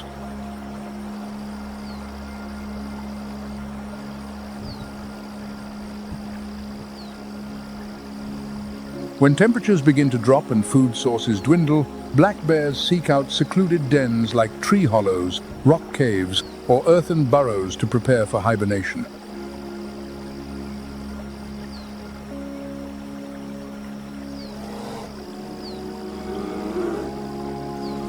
Unlike a true deep sleep, they can be roused if disturbed, but their heart rate and metabolism slow dramatically to conserve energy.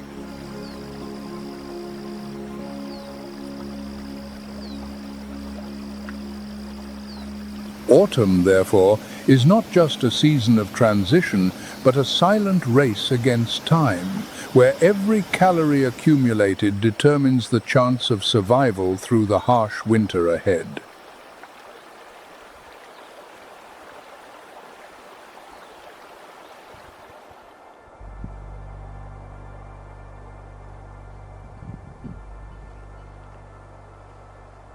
On the steep, rocky slopes, where the grasses have turned the tawny brown of autumn and distant forests, are beginning to glow with orange and red.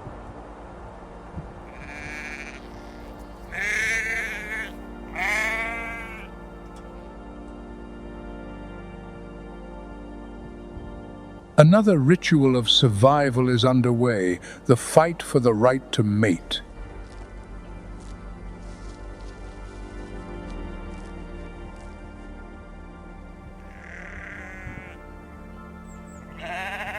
Male bighorn sheep enter their season of combat to establish a dominant hierarchy.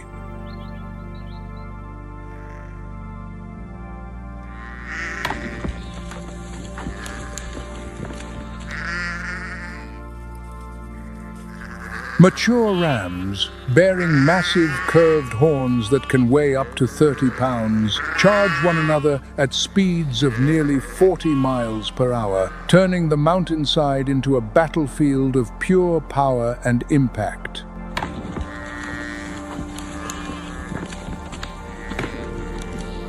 Each collision creates a concussive crack that echoes through the valleys and can be heard for miles.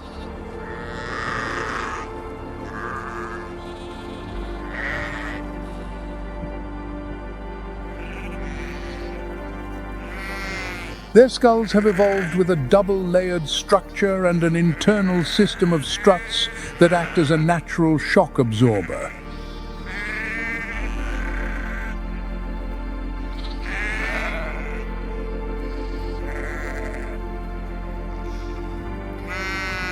This protects the brain from the tremendous force of impact, a mechanism possessed by few other species on Earth.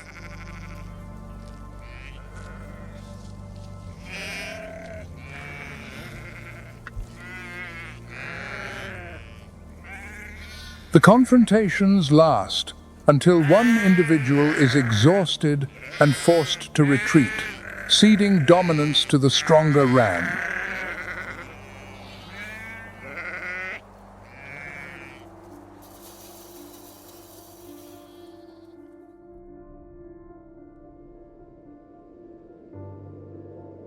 As the first snowflakes of the season begin to fall, a quiet descends upon the land. The migrants have departed.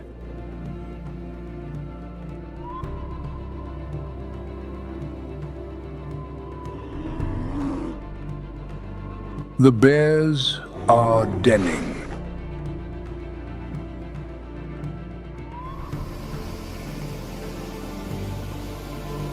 The great wheel of the seasons has completed another turn.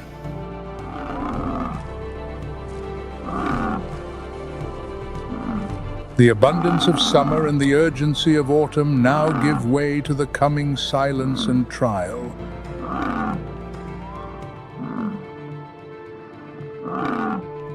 For the creatures that remain, a new struggle is about to begin.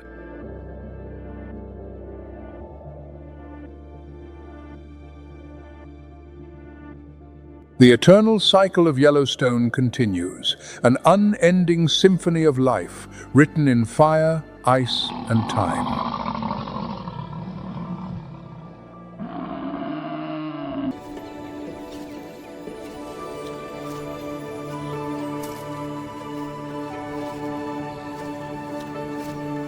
This is Etosha, a land sculpted by salt and wind, where beauty is born from desolation.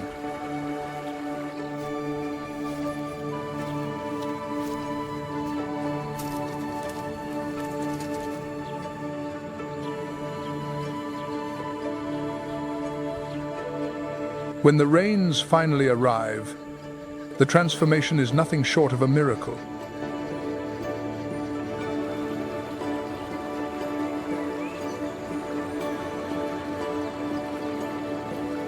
The lifeless pan becomes a glittering lake, drawing countless flamingos from all over southern Africa.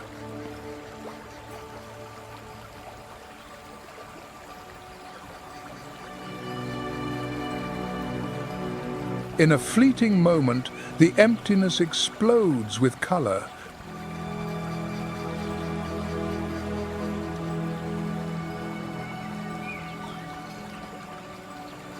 Pink wings are reflected on the silver water.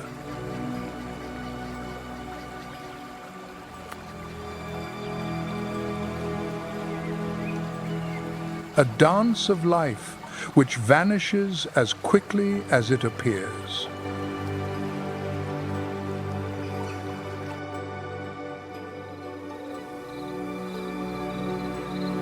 As night falls, another world awakens.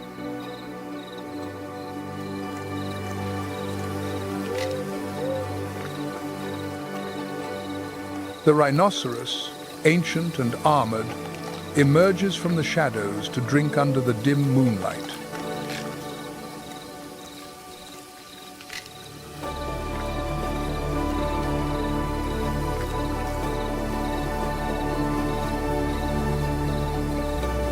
Ghosts of a wild Africa that still endures.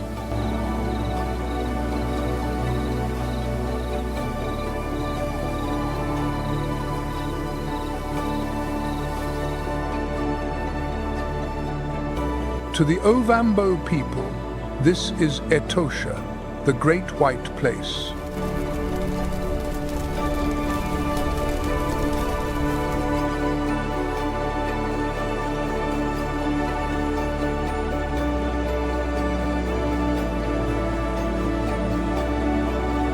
Since 1907, it has stood as one of Africa's most ancient reserves, a kingdom where survival writes its story in dust, salt, and silence.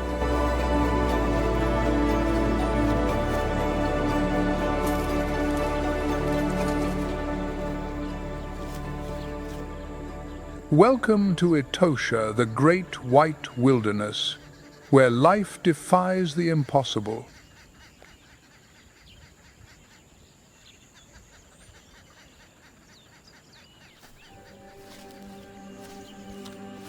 Often called the jewel of Namibia,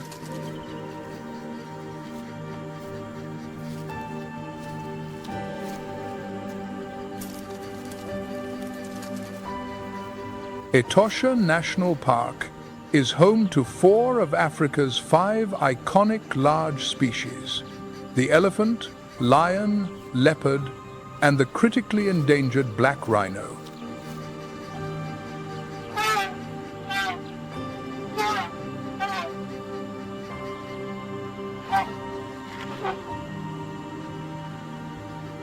In 2024, Namibia suffered its most severe drought in over a century.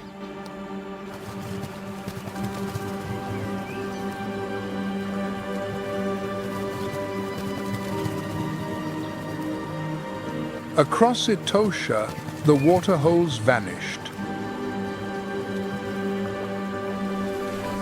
Hippos, creatures inseparable from water, were trapped in the drying mud, their skin cracking under the relentless sun.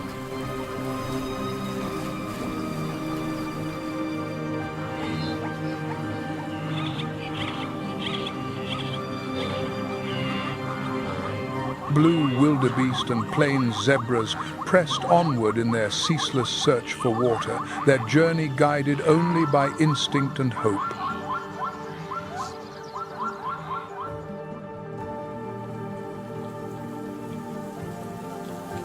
By early 2025, the rains had returned.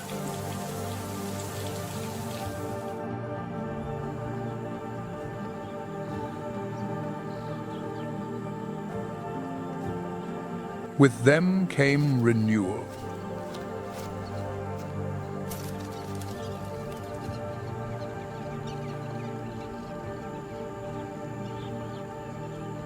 The grasslands revived, and the park stirred once more.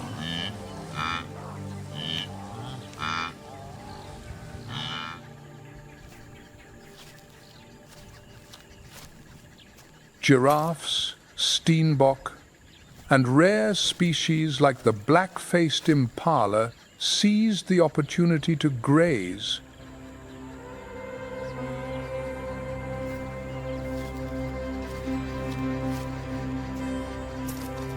Attracting predators in their wake as the life cycle of Etosha began anew.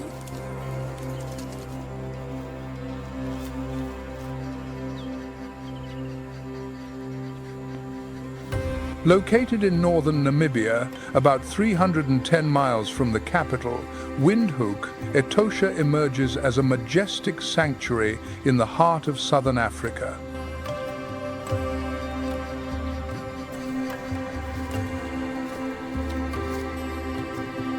From May to October, the dry season envelops the park in a harsh, unforgiving heat.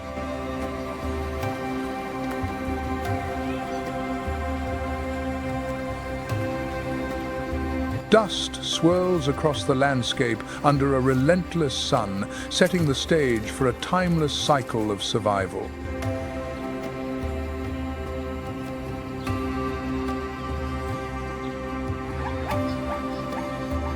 Daytime temperatures regularly soar from 95 to 118 degrees Fahrenheit, creating an extremely arid environment.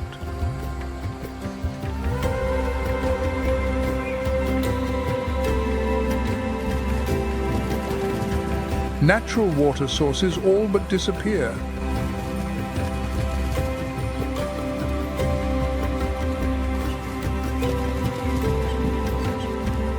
As water becomes scarce, the herbivores are forced to converge at these remaining oases.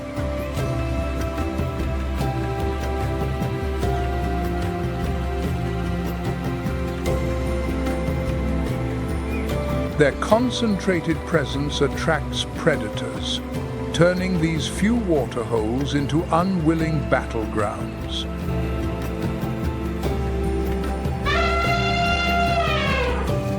During this time, Okauquejo emerges as a vital refuge.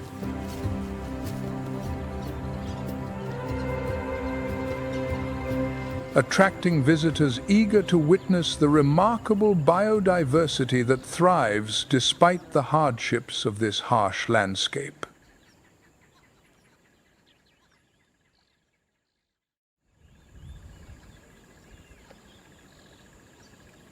Located just 10.5 miles from the Anderson Gate, Okauquejo is renowned for its illuminated, man-made waterhole, where visitors can observe wildlife day and night.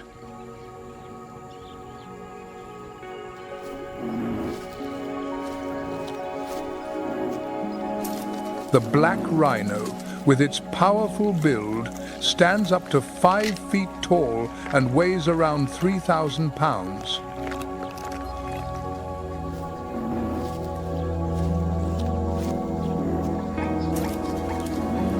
This formidable creature bears 2 horns that grow continuously throughout its life.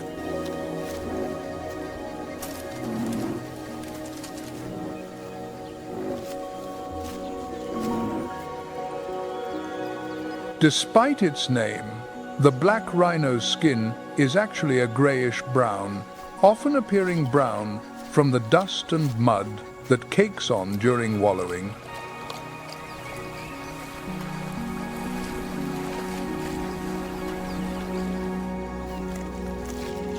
A crucial behavior that helps cool its body and repel parasites.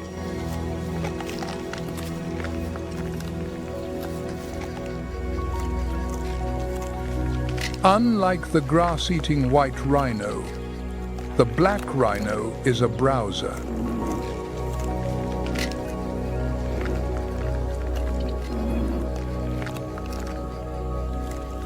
It uses its pointed, prehensile upper lip, much like a finger, to grasp tender leaves and pull them from thorny bushes.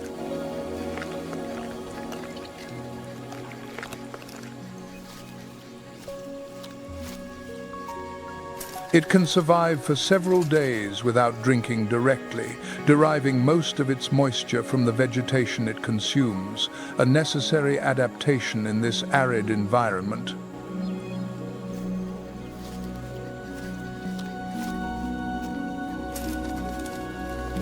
Though it has very poor eyesight, The black rhino lives in a rich world woven from scent.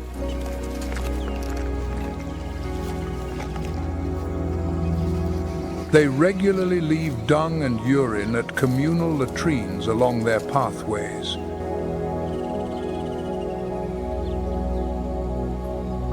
These dung piles act as a social bulletin board where a rhino can tell which individuals have passed, their sex, and their health status.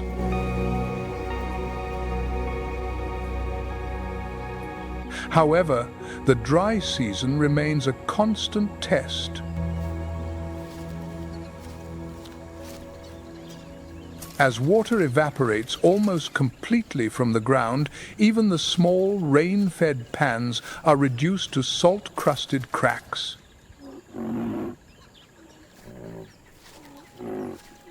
During the day, the scorching heat drives life into the shade.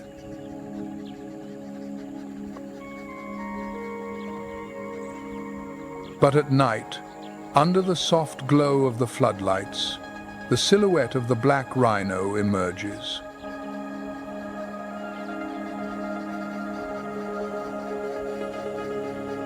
As of 2023, Namibia is home to over 2,200 black rhinos, accounting for more than a third of the species' global population.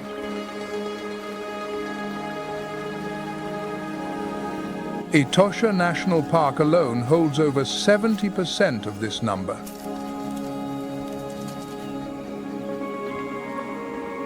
But with such a concentration comes an increased risk of poaching. Despite the protection of dedicated rangers, GPS tracking, drones, and even dehorning to deter illegal hunting,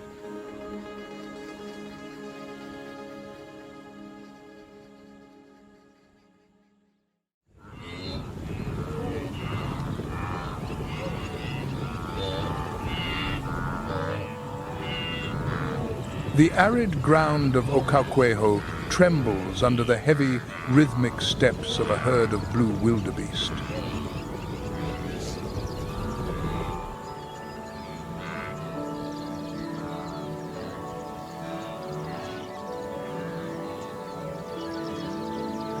Standing about 4 feet tall at the shoulder and weighing an average of 440 pounds,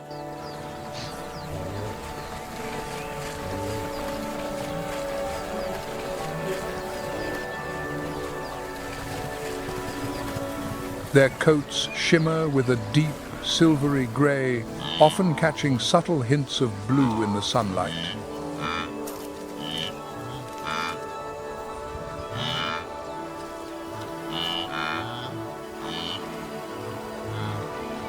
And are complemented by a long black mane and a thick beard along the chin.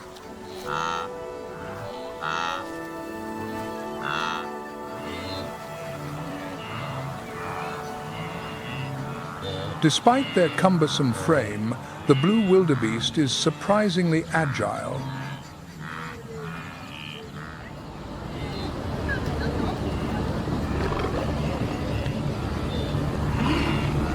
When threatened, they can reach speeds of up to 50 miles per hour, a crucial adaptation in Etosha.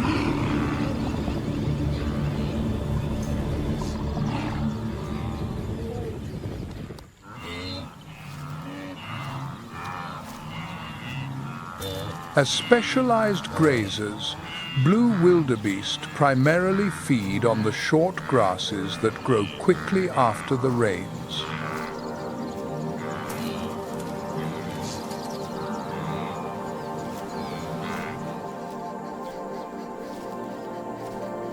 Their digestive system is finely tuned to extract nutrients from coarse, low-quality vegetation.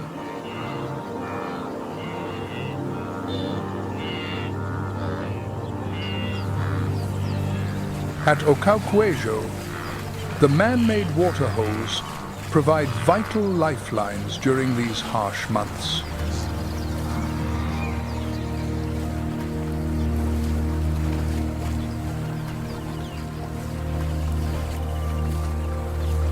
Wildebeest often gather at these drinking spots in the early morning or late afternoon.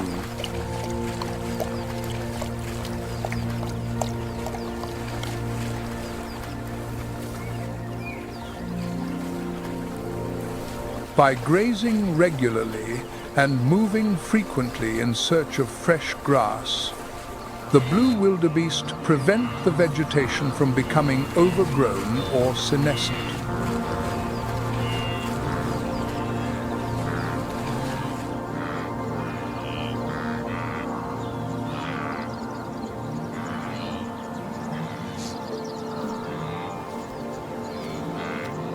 Migration is one of the most important behaviors for the blue wildebeest.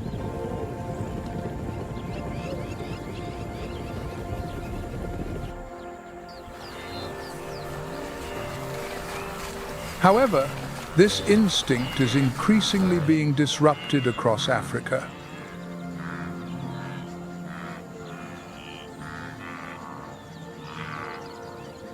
Man-made barriers, expanding road networks, and land development have fragmented their habitats.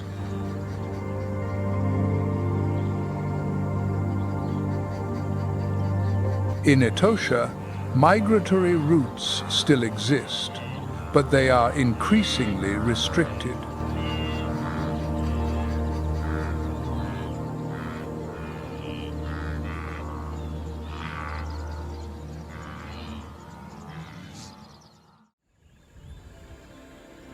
Often seen moving alongside the herds of blue wildebeest, the plains zebras make their steady way toward the scarce water sources scattered across the heart of the savanna.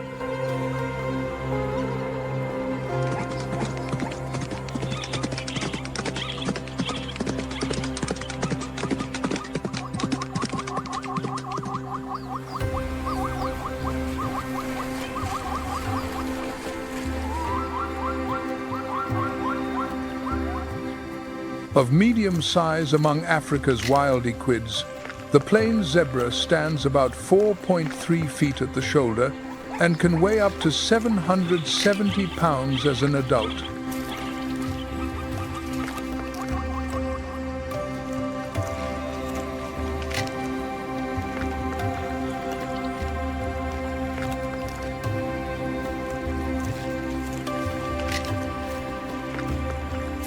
Its characteristic black and white stripes form a unique pattern for each individual.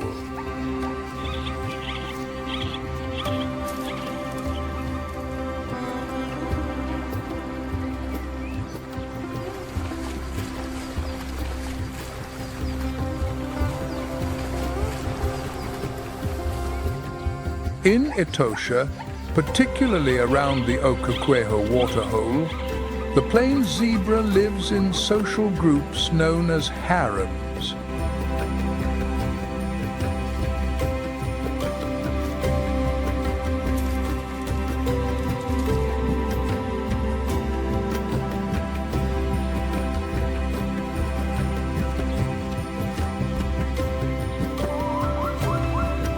Small units consisting of a dominant male, several females, and their offspring.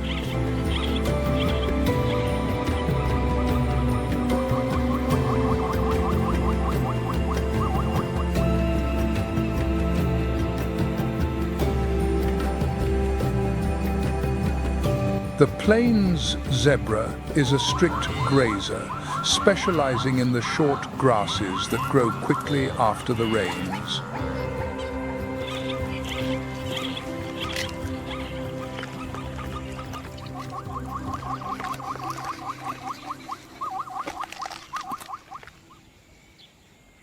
Their grazing helps regulate plant biomass by clearing away old vegetation, allowing new growth to flourish.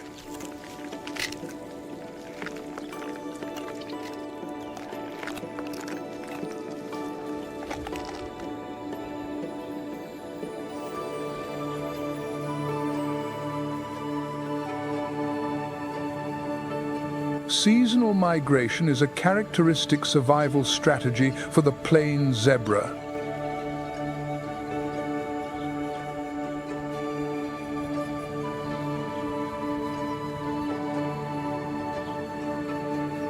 Depending on climatic and pasture conditions, some herds travel up to 680 miles a year in search of sustenance.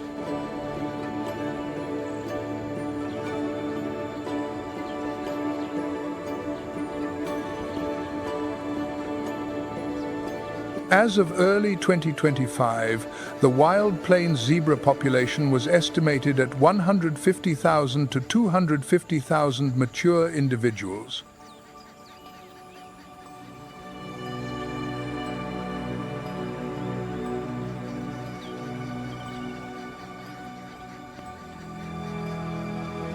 This figure represents a decline of about 25% since the 1990s, primarily due to habitat loss and illegal hunting.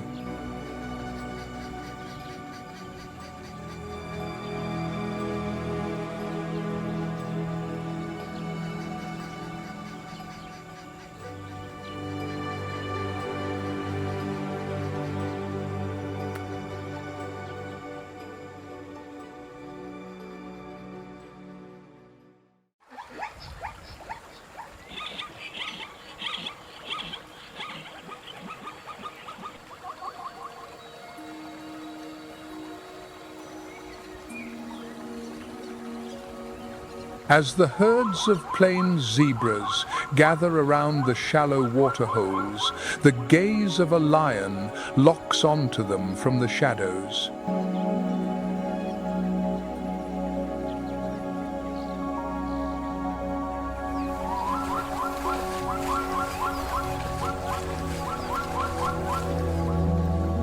At Kafue, predator and prey engage in a silent battle of wits.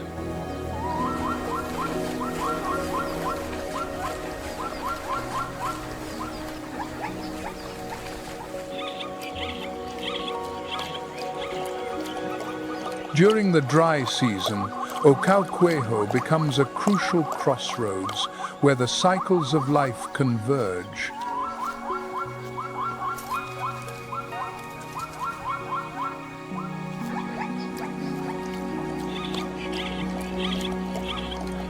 The herbivores have no choice but to approach the dwindling water sources, drawing both predator and prey into an unavoidable confrontation.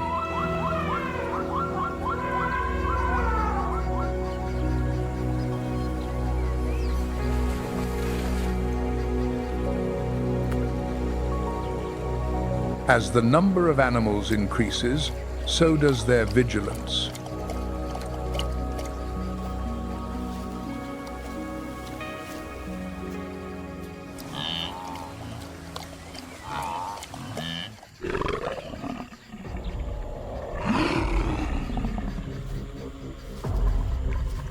The lionesses adjust their hunting strategies, shifting from pursuit to ambush.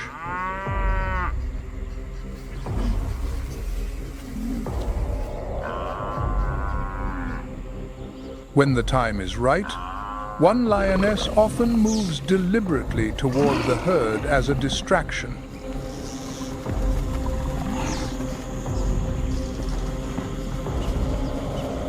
While 2 or 3 others silently circle through the bush, cutting off the prey's retreat and forming a tight arc.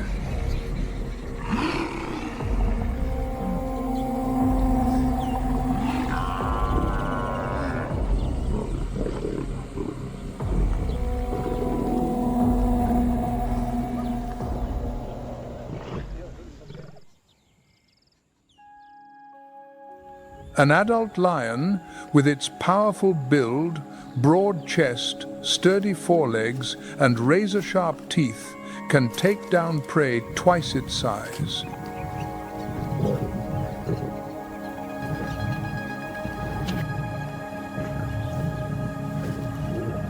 Despite this, lions in the wild have a relatively low hunting success rate, only about 20 to 25%.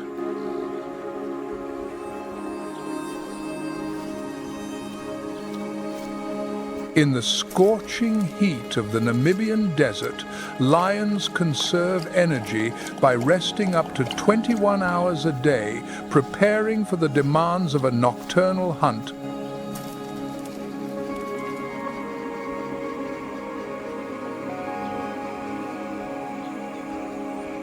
Unlike most other cat species, lions are social animals, living in groups called prides.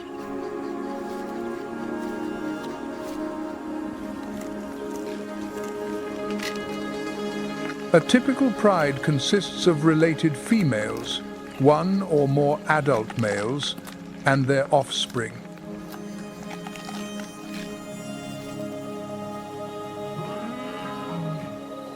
Amidst the hazy dust of the savannah, the deep roar of a lion echoes through the Okauquejo night, a solemn reminder that life is a sacred gift.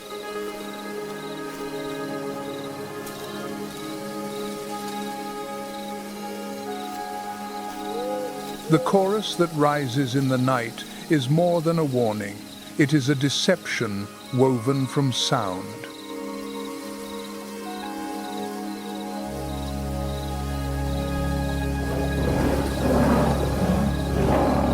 A phantom army summoned from the darkness.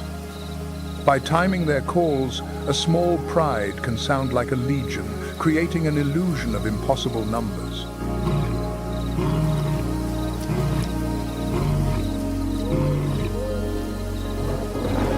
It is a wall of sound, a battle won by fear before a single claw is even drawn.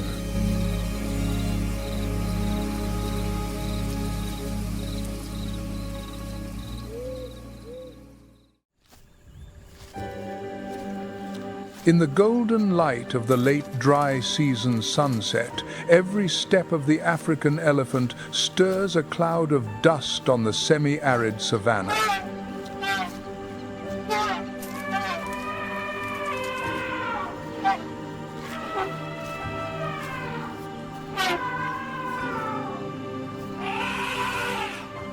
These giants, standing up to 13 feet at the shoulder and weighing up to 7.5 tons in adult males, are the largest land animals on Earth.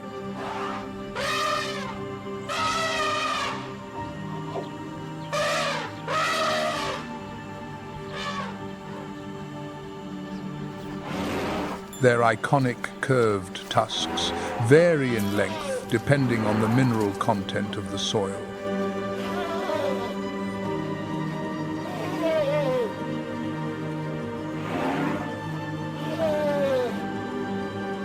In regions like Etosha, elephants tend to grow shorter tusks compared to those in Eastern or Central Africa.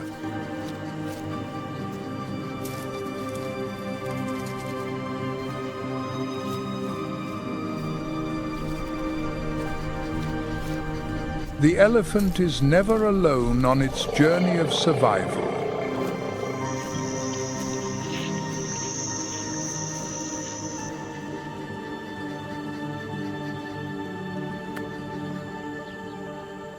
Each herd is a close-knit family led by an older female, known as the matriarch.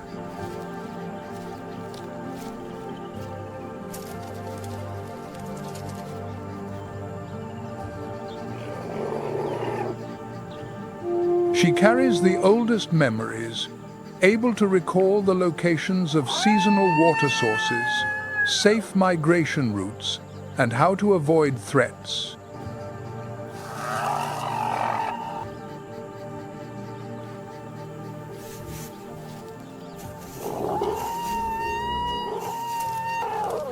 But their perception extends far beyond memory.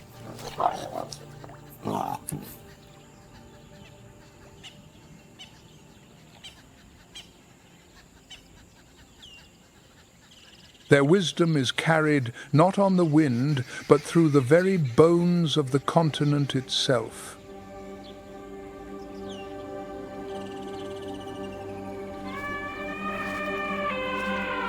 They listen to the earth's pulse, feeling the distant thunder of another herd's passage as a tremor in their feet.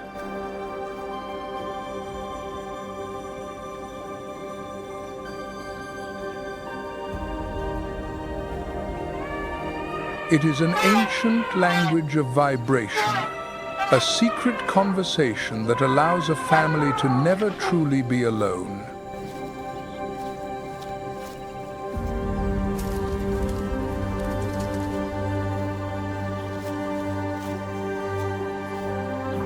During the dry season, the landscape changes dramatically.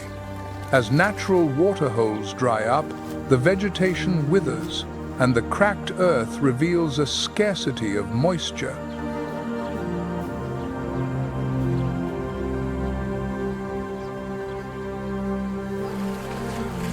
The herds are forced to travel tens of miles each day in search of water and food.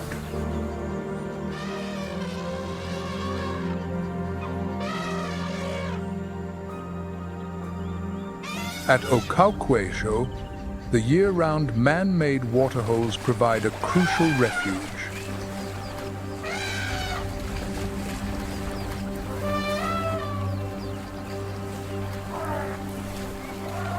The African elephant is a herbivore, consuming up to 330 pounds of vegetation per day and drinking up to 26 gallons of water.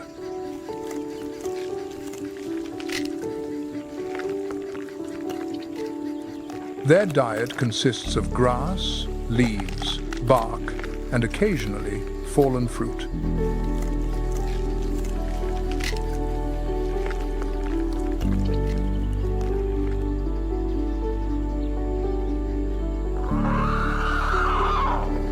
With such a massive intake, elephants act as true ecosystem engineers.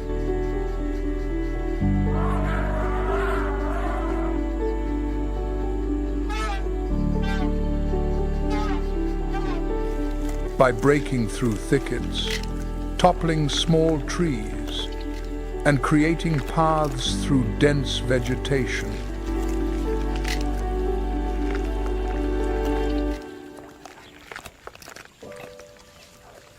Although the African elephant can live for 60 to 70 years in the wild, its journey is fraught with challenges.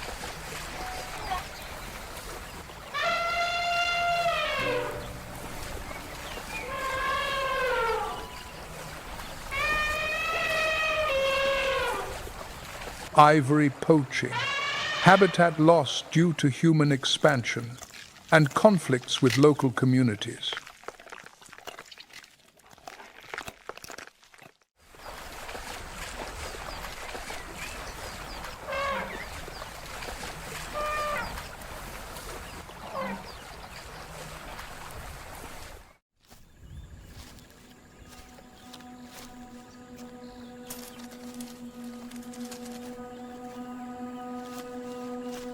Under the scorching sun, the cracked earth of Etosha bears the marks of time as the African ostrich strides confidently among the few remaining waterholes.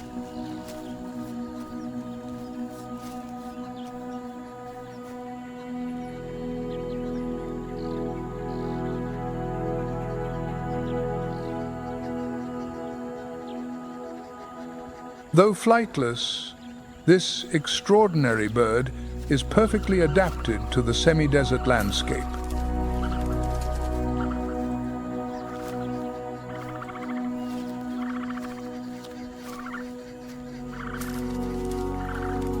Equipped with long legs, remarkable speed, and extraordinary endurance.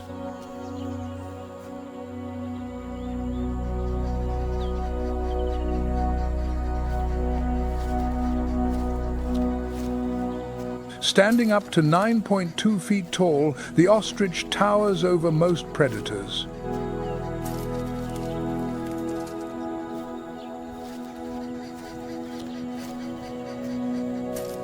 However, its greatest defense lies in its speed.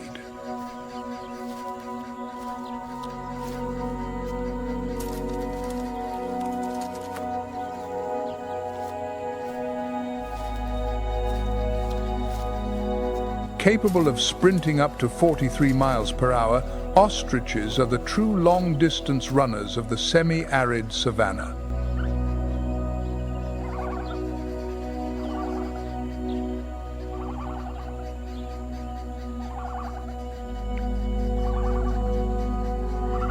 Despite their formidable size and defensive capabilities, African ostriches rely heavily on group living strategies to increase their chances of survival.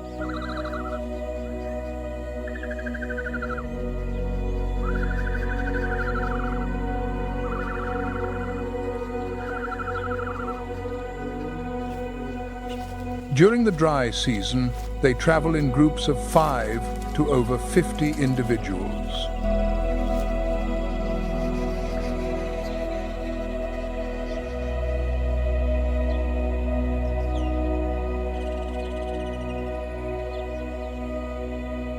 As omnivores, their diet is highly varied, including dry leaves, seeds, roots, insects, and even carrion.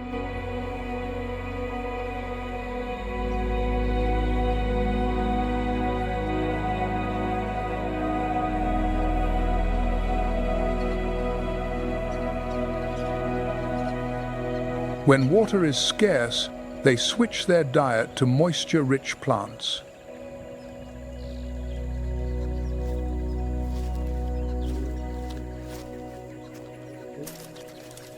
This is no place for a peaceful rest.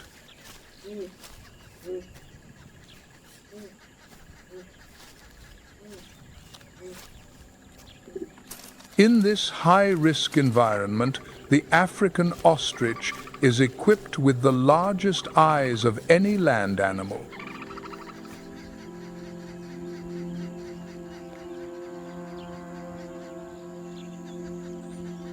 Measuring up to 2 inches in diameter, these powerful eyes allow them to detect subtle movements at great distances.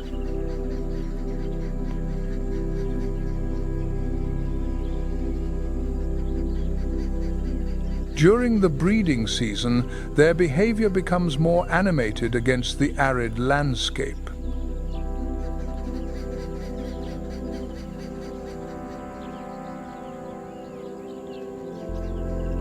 The survival of the African ostrich is a testament to its remarkable adaptability in the semi-arid savanna.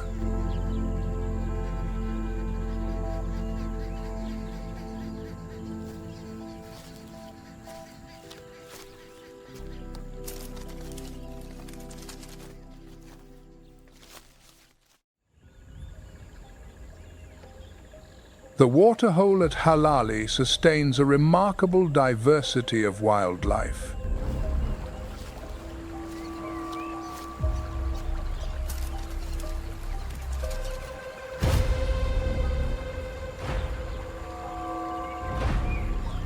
Its dense vegetation and rugged terrain create an ideal backdrop for lurking nocturnal predators.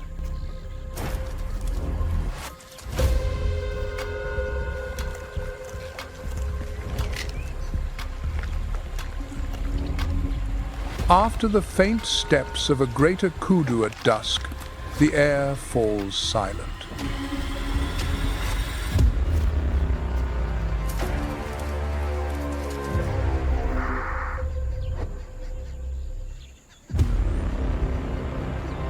It is in this breathless quiet that the leopard emerges,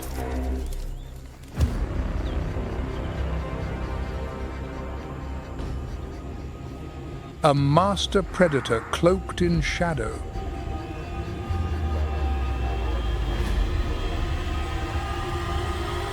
It moves like a whisper, its eyes locked on the slightest movement.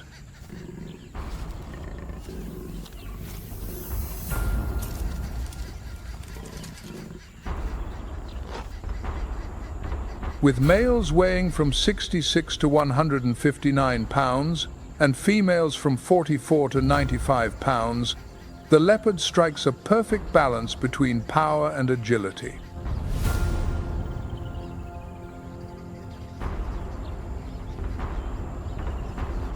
Its muscular frame is built for stealth and strength.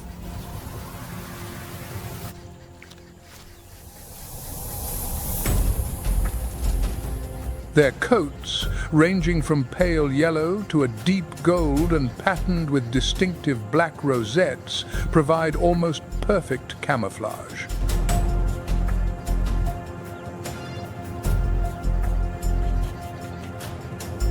Under the dappled moonlight filtering through the mopane canopy, they disappear into their surroundings.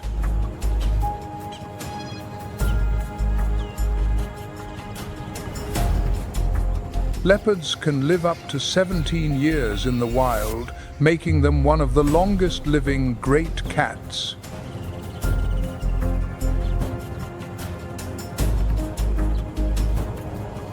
They are also one of the most widespread.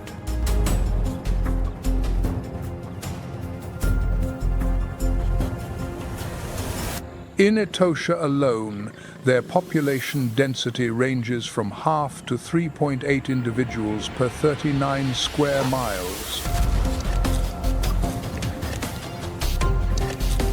A big cat's meal would be much more complete without the arrival of one of Africa's most persistent intruders.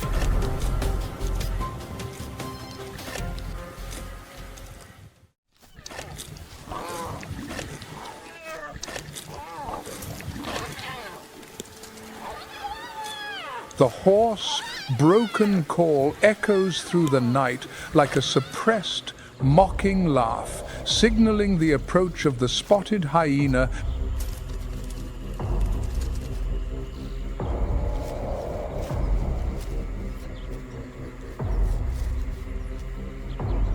One of the most persistent and aggressive scavengers on the continent.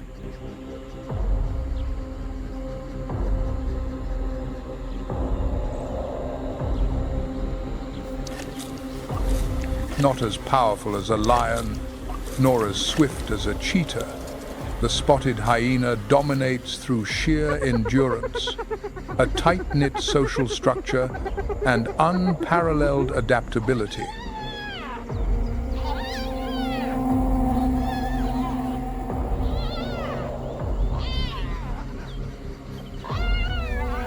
With a powerful build, a muscular neck, and a formidable jaw, the spotted hyena is born for efficiency.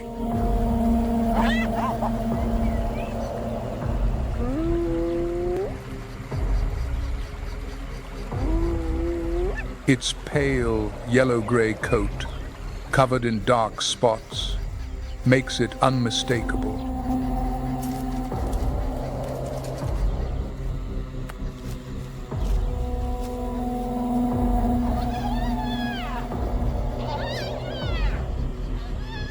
Their jaws are one of nature's most formidable tools, capable of generating a bite force of up to 1,000 pounds, strong enough to crush even the largest bones.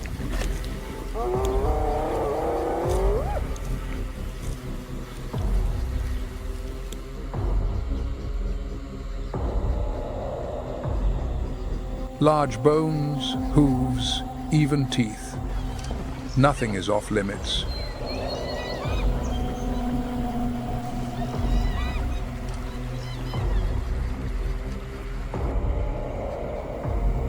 Though often dismissed as mere scavengers, spotted hyenas are, in fact, masterful hunters.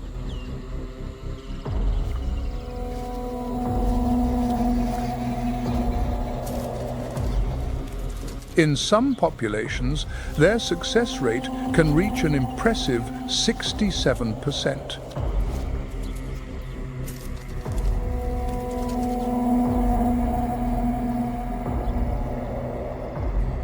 At Halali, where herbivores gather around the shrinking waterholes, the hyenas exploit the rugged terrain.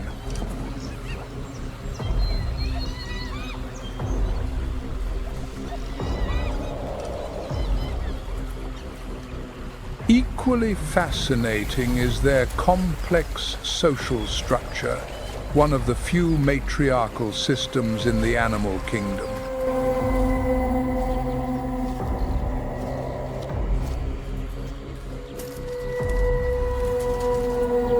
The clans can number over 50 individuals, with the females holding the dominant status.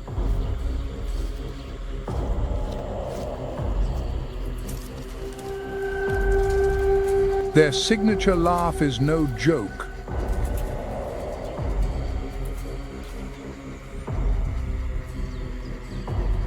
It is a sophisticated series of acoustic signals conveying emotional state, social rank, and coordinating group behavior.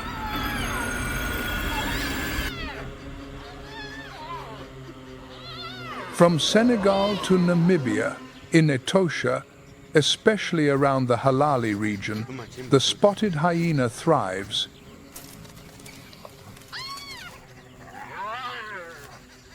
Here, its adaptability meets a well-managed conservation environment.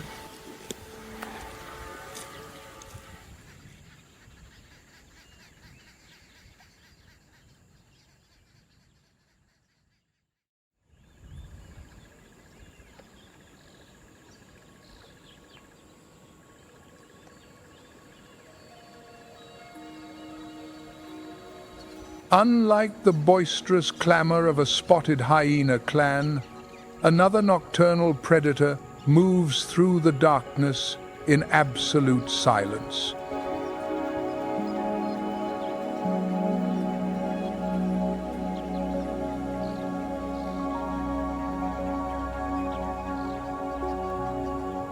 From high above, the spotted eagle owl glides softly on muffled wings.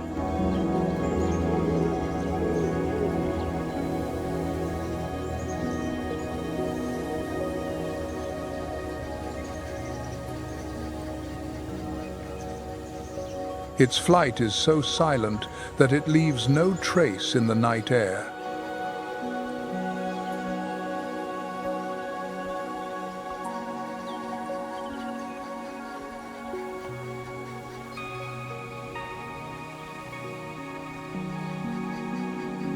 One of the most common owls in southern Africa, the spotted eagle owl is about 18 inches long.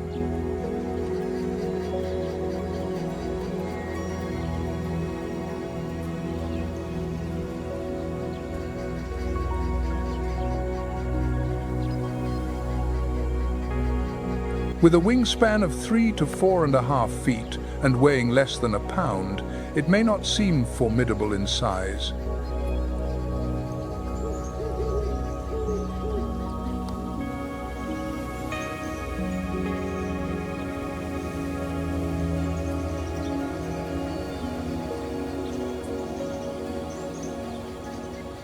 However, it possesses a suite of biological advantages that make it a master of the night.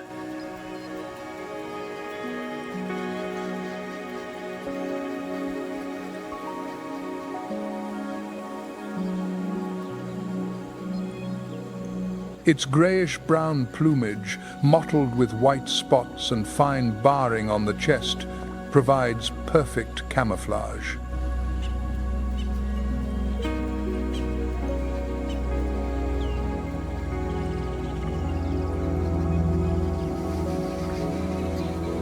As a predator, the spotted eagle owl relies on exceptional senses to hunt in the dark.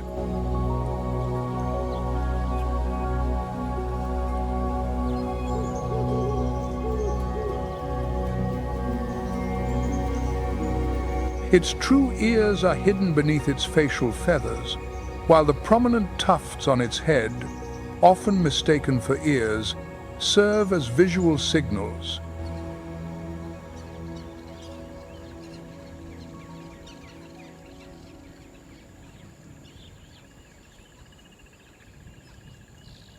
As the dry season narrows the range of prey species, drawing them toward water sources like Halali, the spotted eagle owl adapts.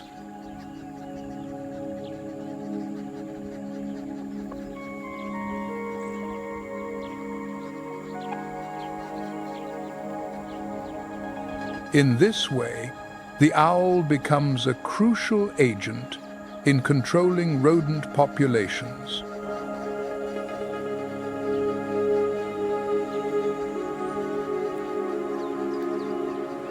especially important during the dry season, when outbreaks of mice and rabbits could devastate the already depleted vegetation.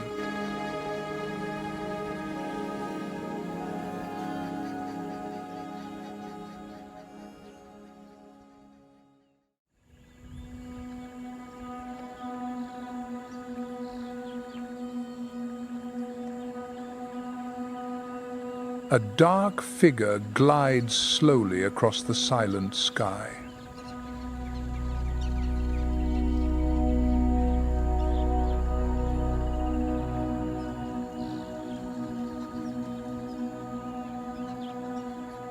Not as hurried as a predator, nor as fragile as a migrant, the lappet-faced vulture moves with a solemn purpose.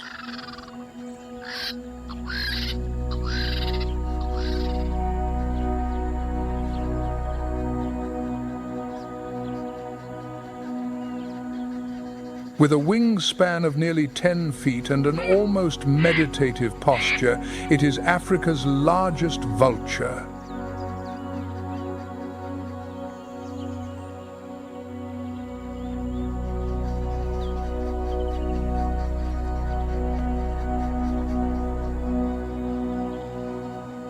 A bare, reddish-pink head and loose folds of skin called lappets drape gracefully along its neck.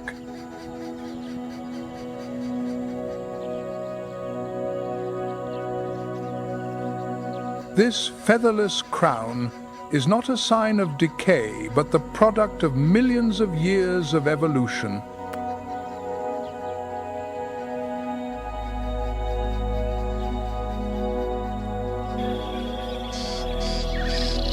Perfectly suited for its ecological role, cleaning up what others leave behind.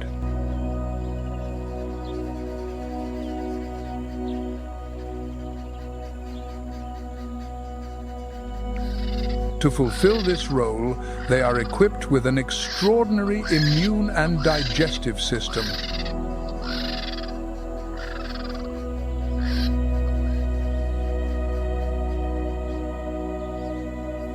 Within its gut lies an alchemical furnace, a cauldron of acid so potent it can render the deadliest poisons harmless.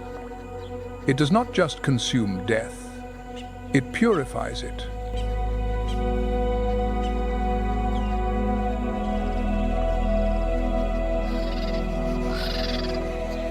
It is nature's final line of defense against decay, turning the agents of plague into the sustenance of life. A grim but sacred duty.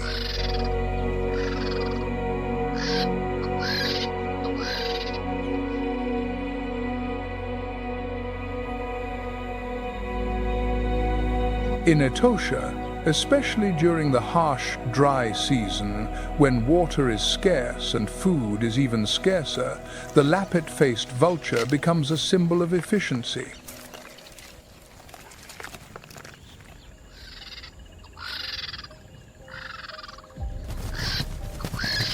It can spot a carcass from impressive distances.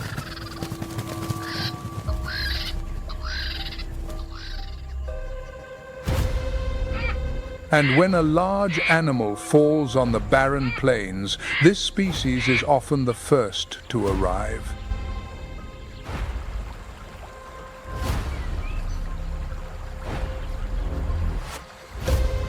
Its powerful, hooked beak can tear through the toughest hides, muscles, and sinews, opening up the feast for smaller scavengers.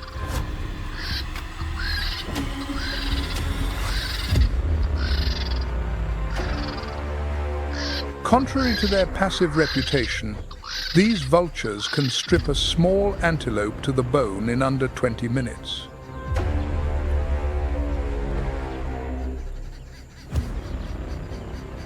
Yet, despite their talents, their numbers are in steep decline.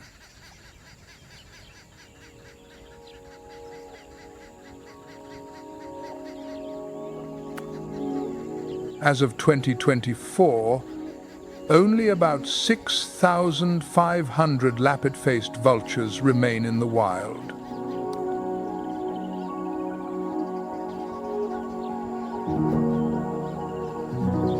Their greatest threat, poisoning, often unintentional, when they feed on carcasses laced with pesticides or toxic chemicals.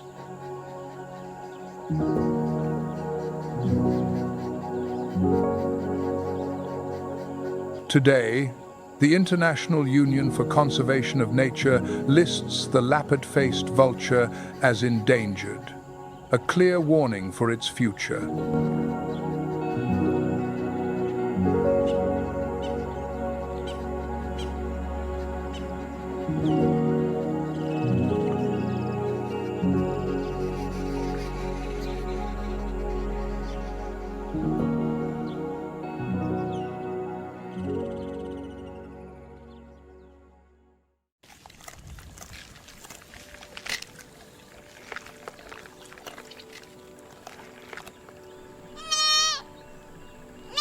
The black-faced impala is a rare subspecies found only in the arid landscapes of southwestern Namibia, with the largest population concentrated in Etosha.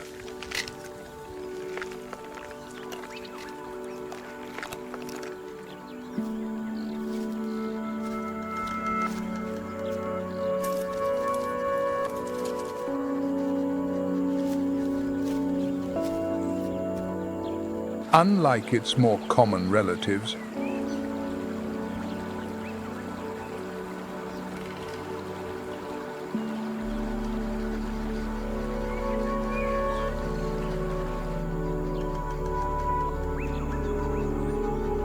the black-faced impala is easily distinguished by a prominent black stripe running from its nose to its eyes, complemented by a deep, dark brown coat.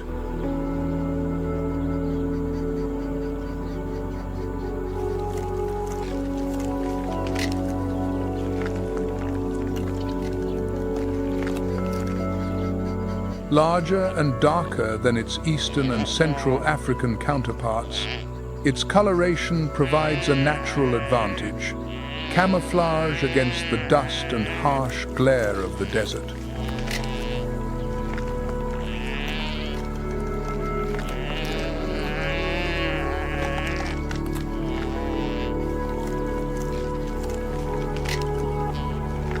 Instead of forming large herds, this impala has a more intimate, flexible social structure.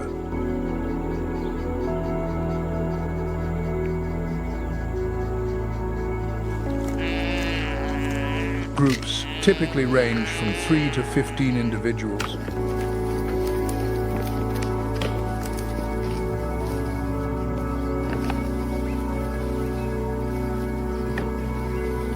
The adult males often live apart, only approaching the female groups during the rut before retreating again.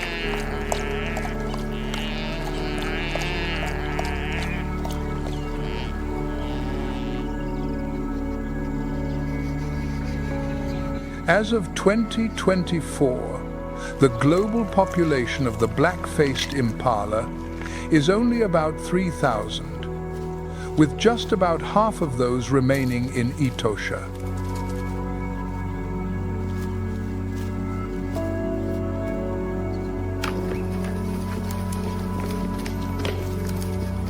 The subspecies is classified as vulnerable not only due to its limited geographical range, but also because of the growing threat of hybridization with the more common impala.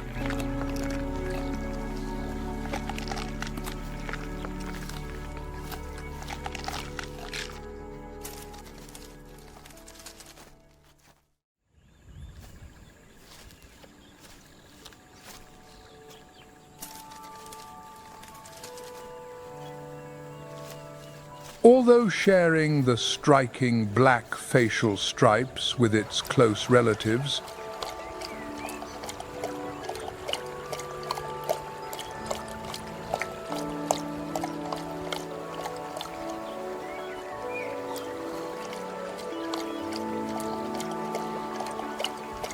The gemsbok moves with a calm, deliberate gait that sets it apart from the impala's slender grace.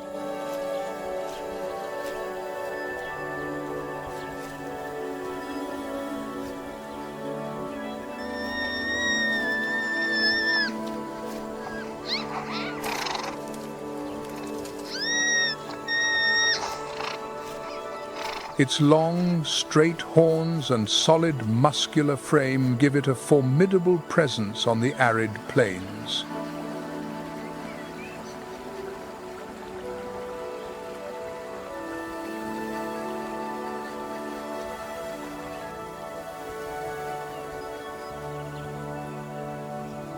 Its sword-like horns, up to 4 feet long, are one of its most iconic features.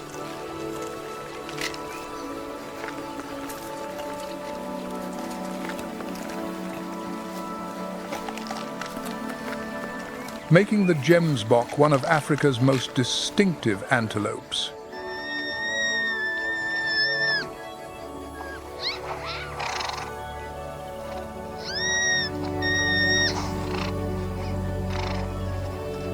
A smooth, grayish-tan coat, sharply marked with black and white stripes on the face, legs, and flanks, allows it to disappear against the rocky, sun-drenched terrain.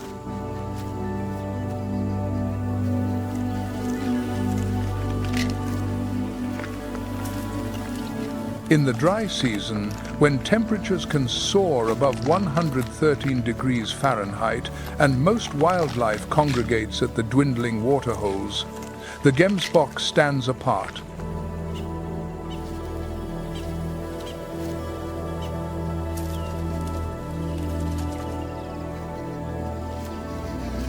It has evolved a remarkable independence from water, able to survive for weeks or even months without drinking.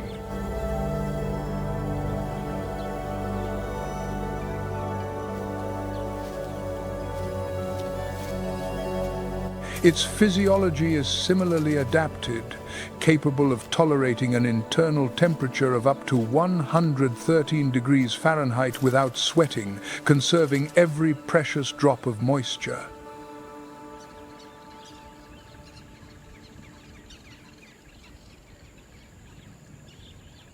To do this, they possess an extraordinary internal cooling system.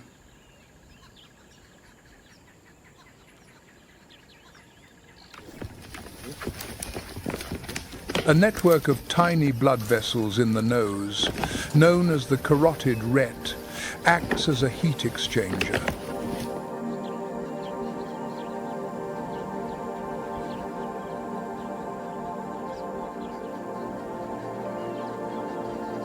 Inhaled air cools the blood before it reaches the brain, keeping their most vital organ at a safe temperature, even when the rest of their body is boiling.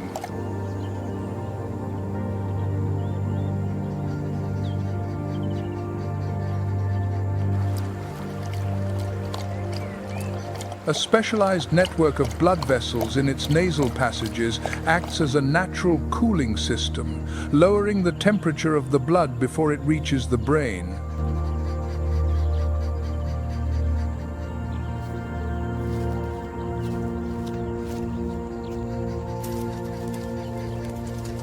Primarily crepuscular, it moves at dawn and dusk, when the temperatures are milder, the light is softer, and the predators are less active.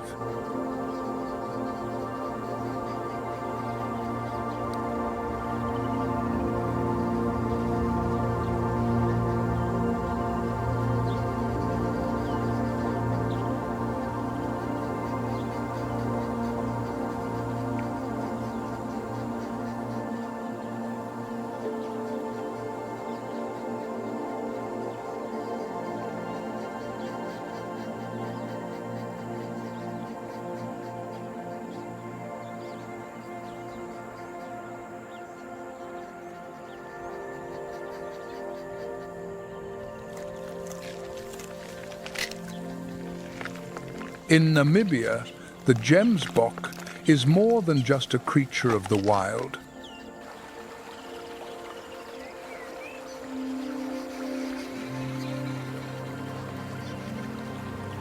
It is a national symbol, proudly displayed on the country's coat of arms.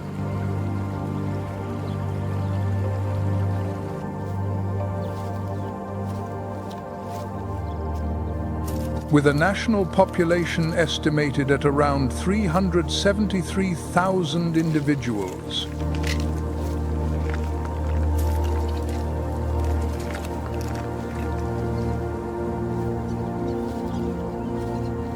This antelope has maintained a strong foothold, supported by stable habitats and forward-thinking conservation policies.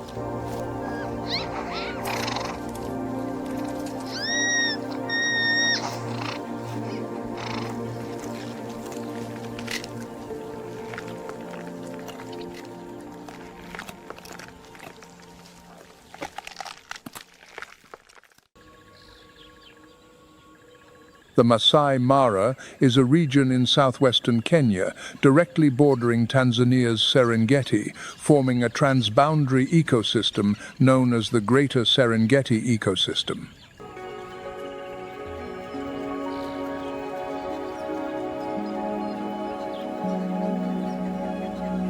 With an area of about 583 square miles, the Maasai Mara holds an astonishing diversity of life.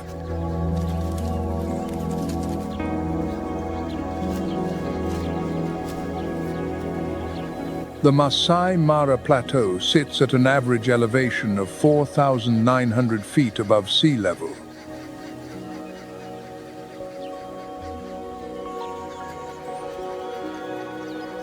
The landscape ranges from endless savanna grasslands to sparse woodlands and meandering rivers like the Mara and the Talek.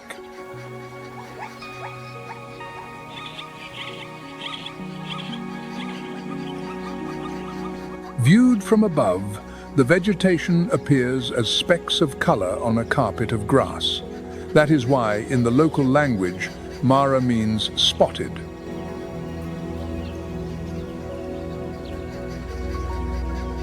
The climate in the Maasai Mara is divided into two distinct seasons, the wet and the dry.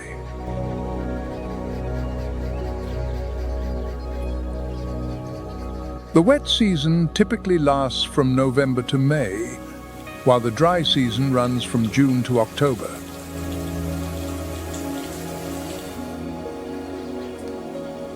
The dry season is also the peak of predator activity and the time of the Great Migration, when over 1 million wildebeest journey from the Serengeti to the Maasai Mara.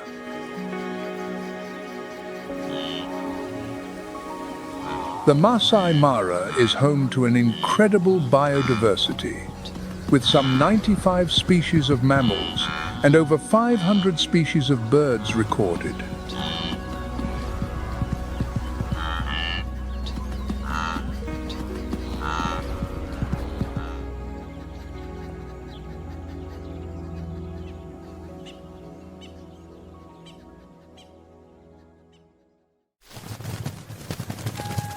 This land is home to all of Africa's iconic animals, known as the Big Five: the lion, the elephant, the leopard, the African buffalo, and the black rhino.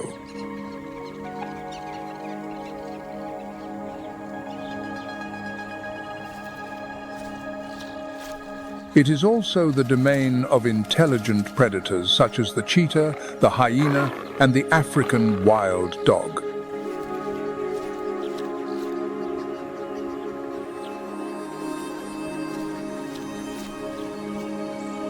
This land also preserves the cultural and spiritual values of the Maasai people. For them, nature is sacred, a gift from the god Enkai.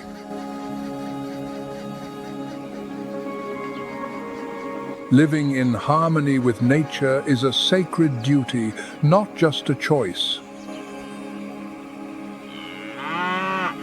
As the dry season begins to consume the Golden Plains, a great natural symphony begins.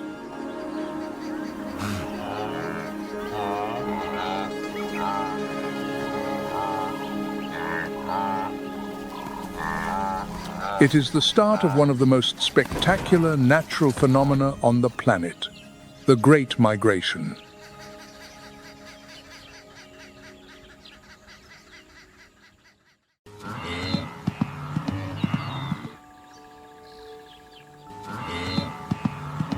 The journey spans over 500 miles, guided entirely by the rhythm of nature. Where the rains fall, the grass grows, and the herds will follow.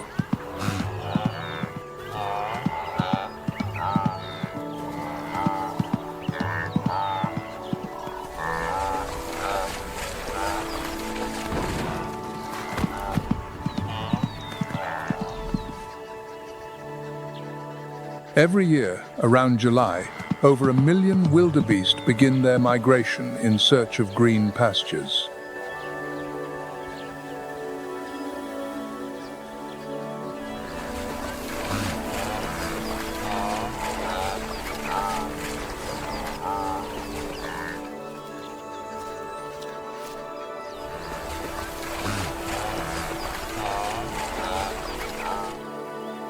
With them are some 200,000 zebras and 300,000 Thompson's gazelles, forming a colossal river of life.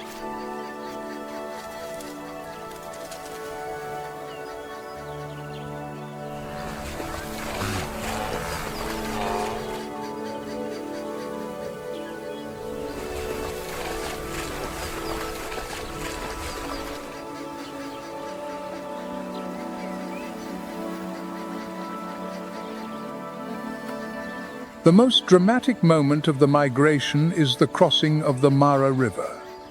Beneath the water, the jaws of Nile crocodiles, some over 16 feet long, lie in wait.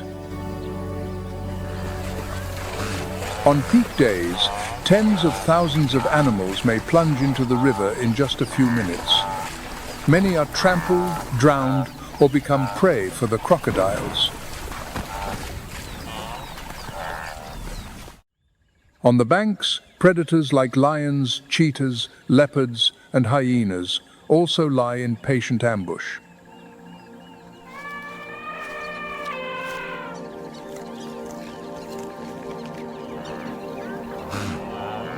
But the true marvel of the Great Migration lies in the immense ecological role it plays.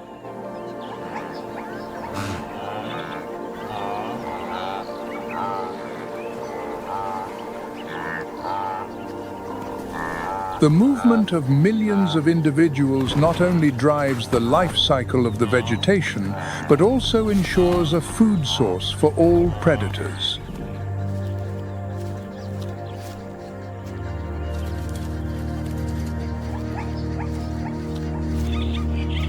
Their dung and urine provide a vast stream of nutrients for the soil, microorganisms, and the entire web of life.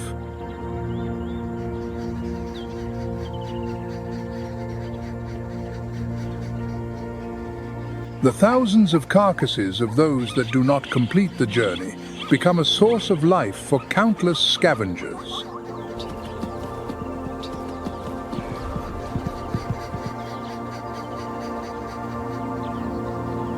When the rains return to the Serengeti in November, the migration heads south again, closing a cycle that has lasted almost a year.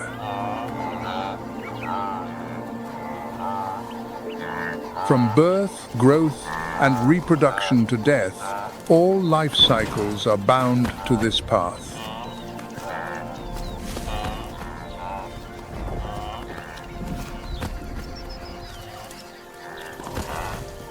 It is an eternal circuit, where life never stands still, and death is not an end, but the beginning of a new turn of the wheel.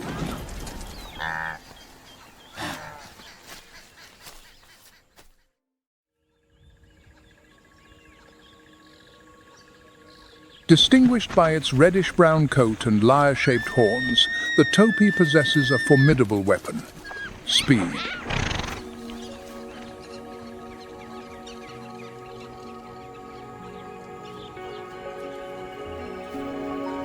It can reach 43 miles per hour and maintain remarkable agility over long distances.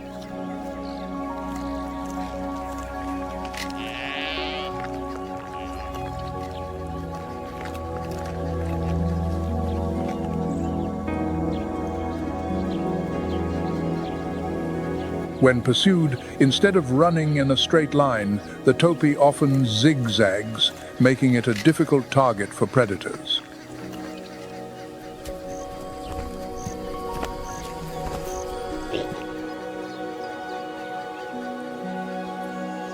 As a favored prey for large carnivores, they also play a vital role in regulating the natural grasslands.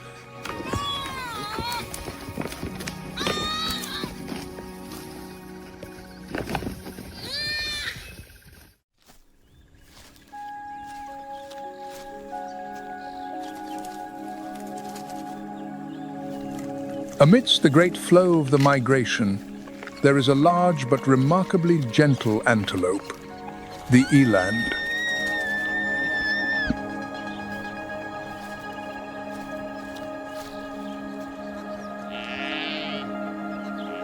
It is the world's largest antelope, a gentle giant of the plains.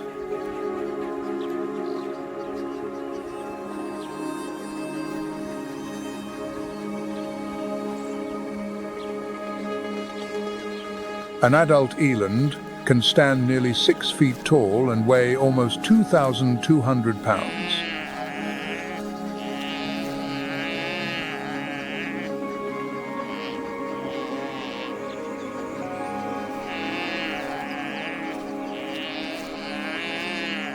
Both males and females have long spiral horns, which serve as effective defensive weapons against enemies.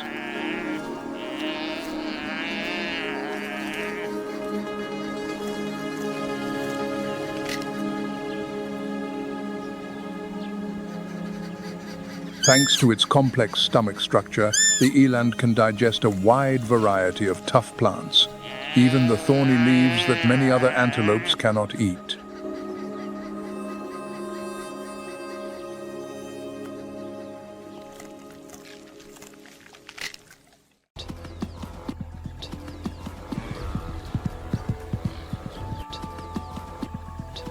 Unlike other herbivores that depend on surface water, the Grant's gazelle can survive for long periods in semi-arid conditions.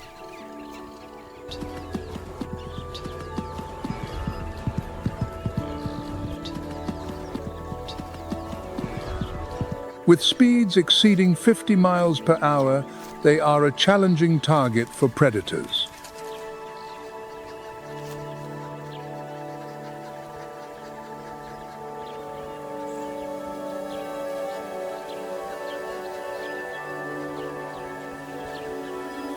When it senses danger, the Grant's gazelle will raise its ears, stomp its feet, and widen its bright eyes to alert the entire herd.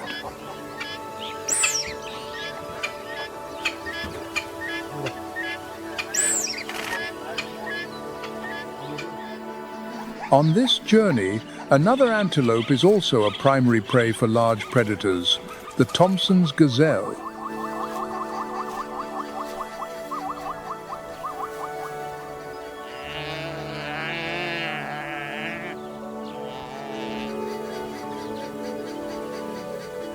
When faced with danger, it can reach speeds of up to 50 miles per hour and is particularly known for stotting vertical leaps of 6 to 10 feet.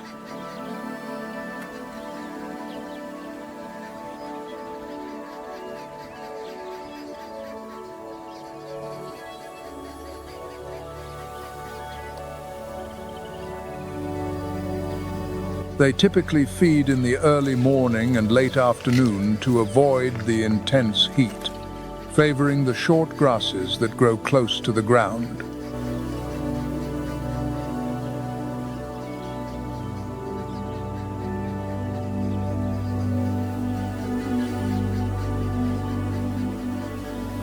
However, on this vast journey, the antelope herds are just a small part.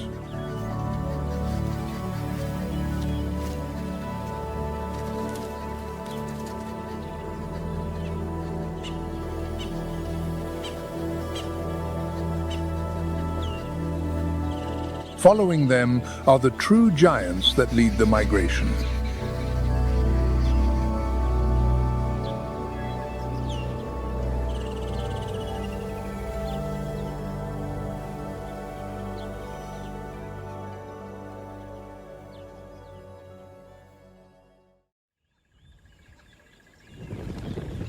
Millions of thundering hooves transform the savanna into a ceaseless wave of motion.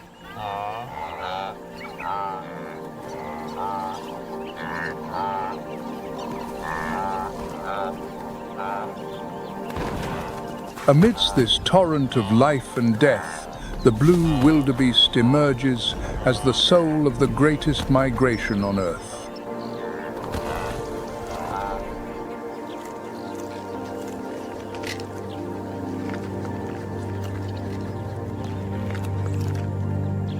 An adult blue wildebeest can weigh up to 640 pounds.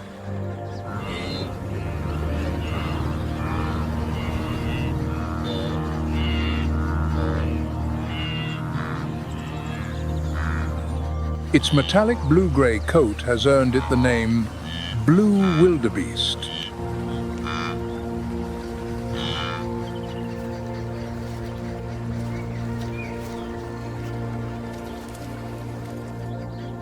Their greatest strength is not ferocity, but numbers and endurance.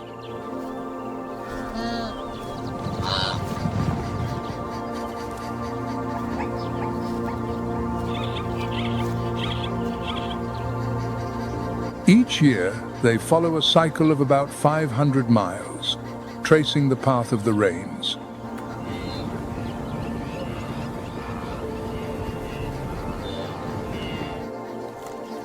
Each female gives birth to a single calf after an 8-month gestation.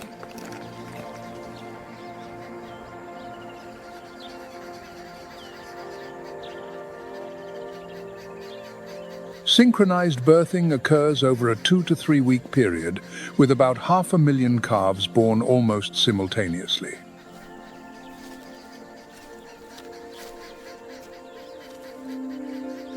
This is no coincidence.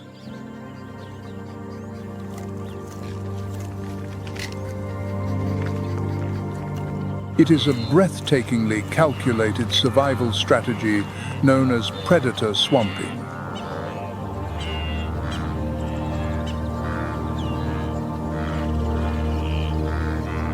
By producing an overwhelming number of young in a very short time, they create a feast too large for predators to fully exploit.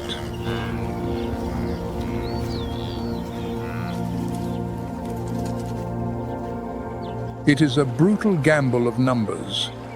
Some will be sacrificed, but the majority will survive.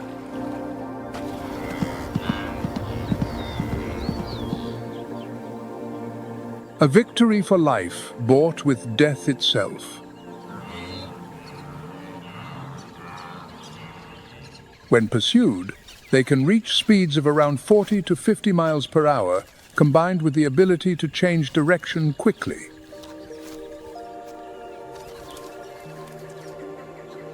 They cooperate with zebras throughout the journey. Zebras often eat the taller grass tops, clearing the way for the wildebeest to feed on the shorter, more nutritious grass below.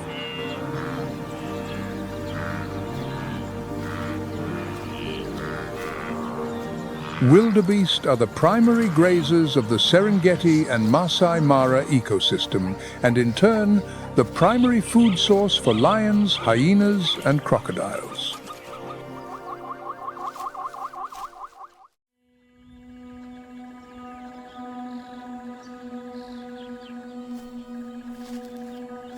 If the wildebeest is the soul of the migration, then alongside it, the plains zebra is like the vibrant notes that adorn the savanna.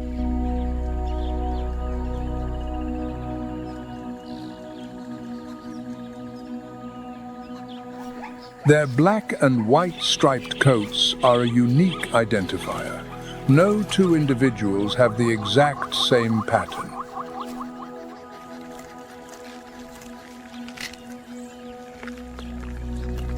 These stripes are also a form of social barcode.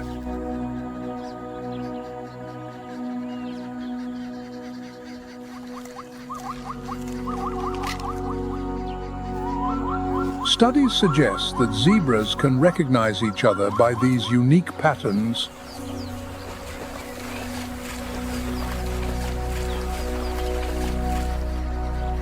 In a chaotic sea of black and white, a foal can still find its mother.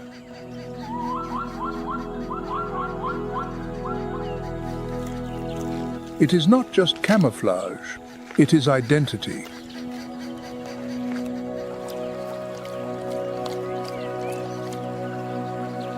These stripes are not just for camouflage.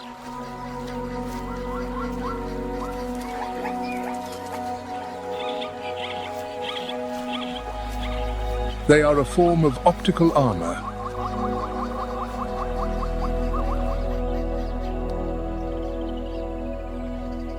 To the eyes of a blood-sucking tsetse fly, this is a dazzling matrix of polarized light, making it impossible for them to land.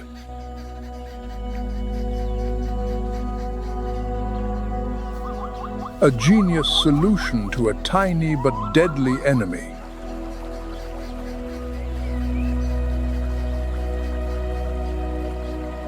Plain zebras live in cohesive social groups called harems, consisting of one adult male, several females, and their young.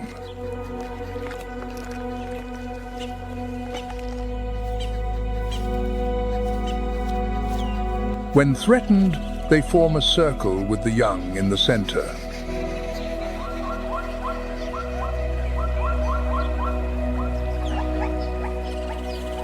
A zebra's kick has enough force to cause serious injury to a lion.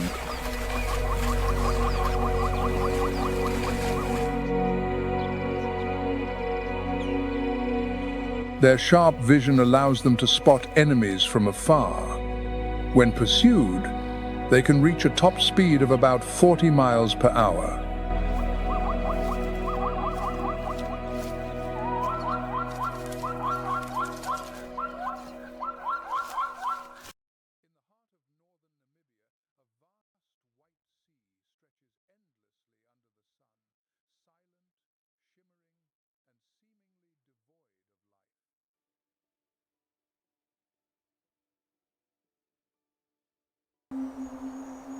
Under the fierce sun of the Serengeti, the air thickens in the oppressive midday heat.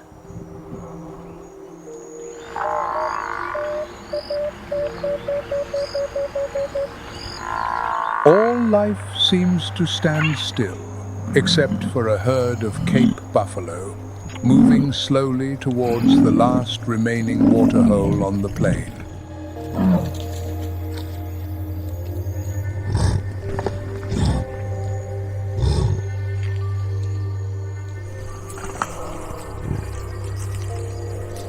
The Cape buffalo is known as the Black Death, possessing raw power and a ferocious nature when it feels threatened.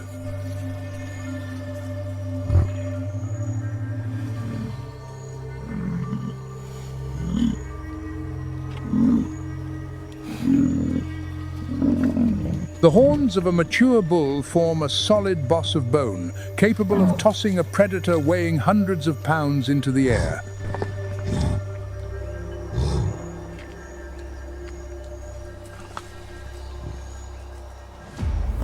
In the nearby acacia thickets,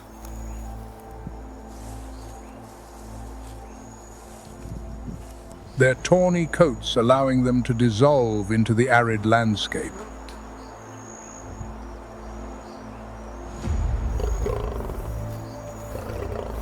Hunting under the scorching sun is a grim challenge, as the high temperatures can exhaust their bodies after just a few minutes of intense exertion.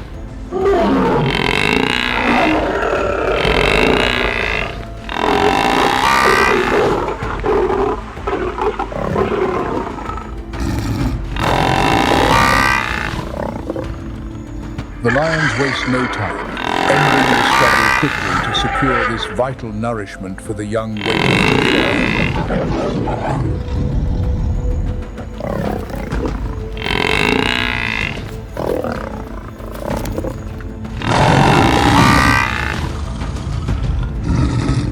It is the clearest testament to the power of teamwork, where strategy and persistence have triumphed over brute strength.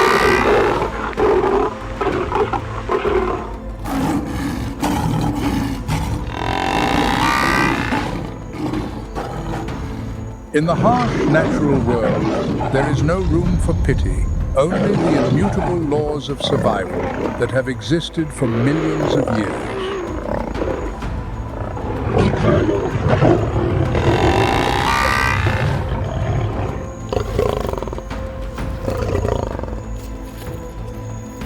When the dust settles, the inherent stillness of the savanna returns, marking a profound transfer of energy ordained by creation.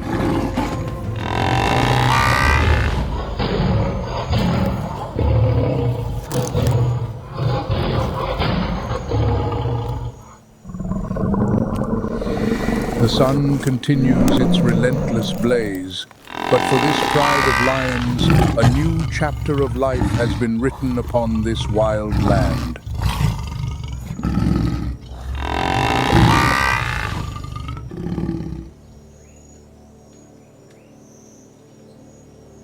Leaving behind the chaos of direct confrontation, we find a solitary phantom concealed within the acacia canopy.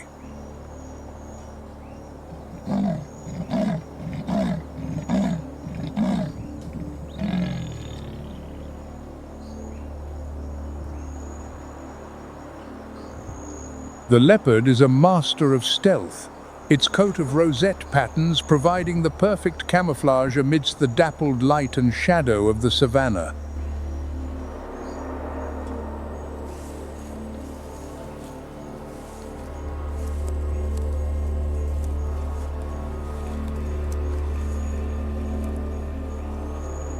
Their paws have thick pads and retractable claws, allowing this great cat to move over dry leaves without making the slightest sound.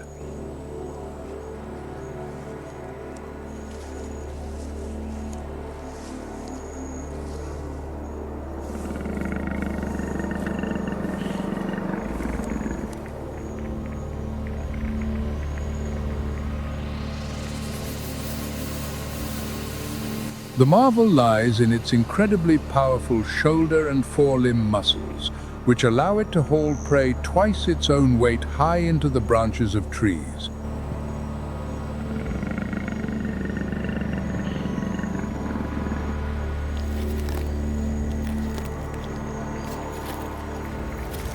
Taking a kill to such a height is not merely a habit, but an intelligent survival strategy to protect its hard-won meal from scavengers like hyenas or lions.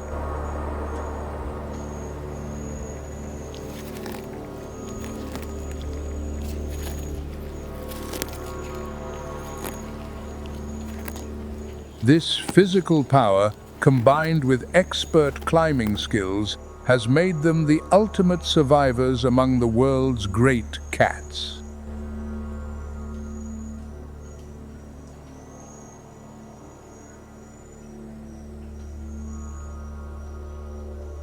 In the vastness of this land, the leopard remains an embodiment of elegance, solitude, and an extraordinary will to survive.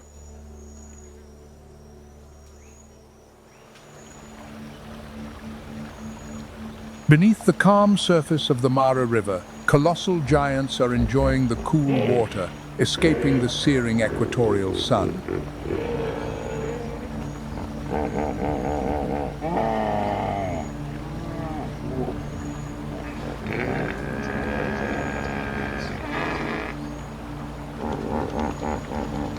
The hippopotamus is the true master of this stretch of river, an animal whose placid appearance conceals an astonishing power and temperament.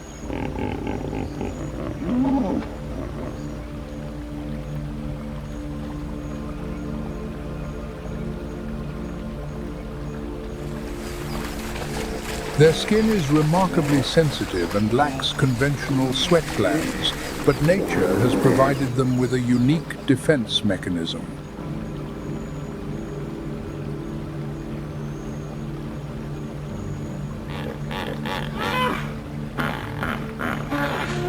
They secrete a special deep red fluid, often mistaken for blood, which is in fact a completely different organic compound.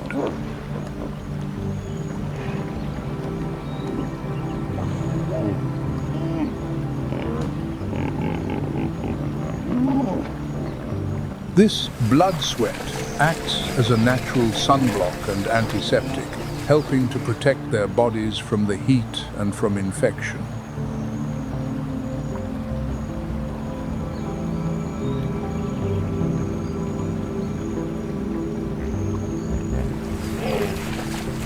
Though herbivores, hippos are among the most aggressive territorial animals, ready to attack any creature that dares to intrude upon their waters.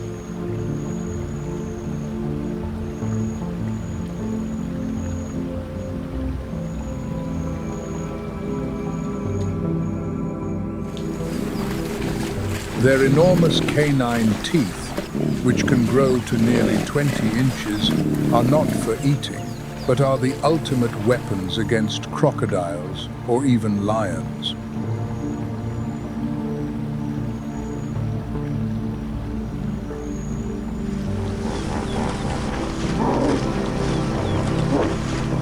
Their presence also has immense ecological significance.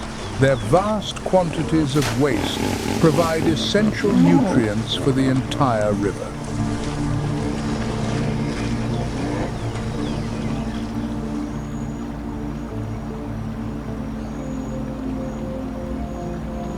Fish and microorganisms depend on this source of energy to exist, making the hippopotamus a true engineer of this aquatic ecosystem.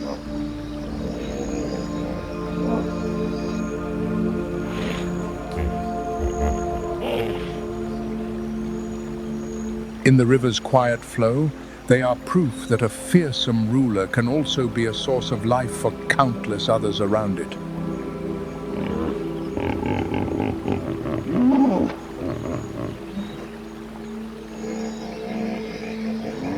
The balance of the Mara River depends heavily on the ponderous footsteps and commanding presence of these giants.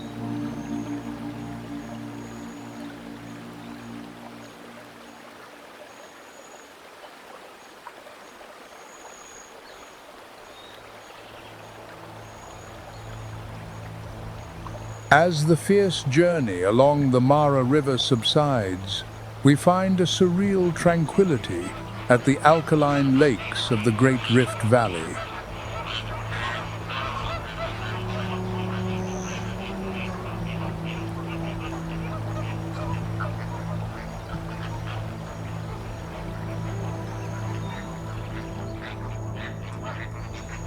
Here, tens of thousands of flamingos gather, transforming the arid waters into a dazzling sea of pink that stretches to the horizon.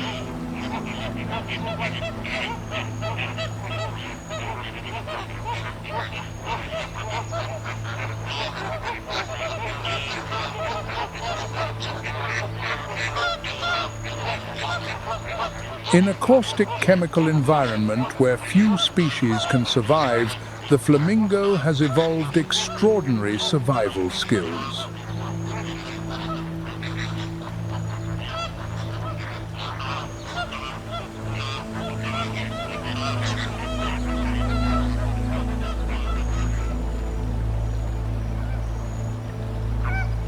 Their beak is a marvel of mechanical engineering, designed to work most efficiently with the head held completely upside down in the water.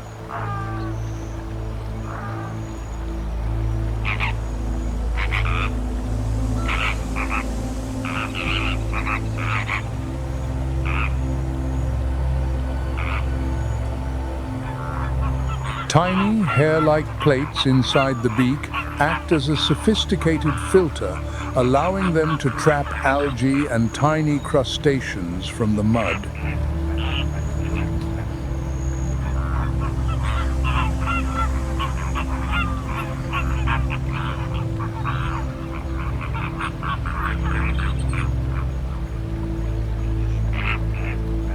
Their iconic pink color is not genetic, but a direct result of the carotenoid pigments found within this very food source.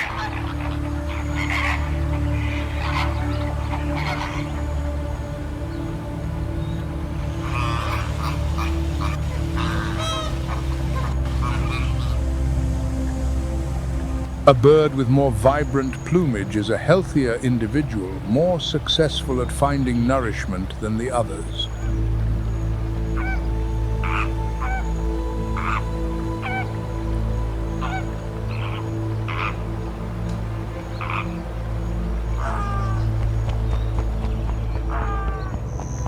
When thousands of pairs of wings beat in unison and lift into the sky, the entire space seems to vibrate in a symphony of freedom and peace.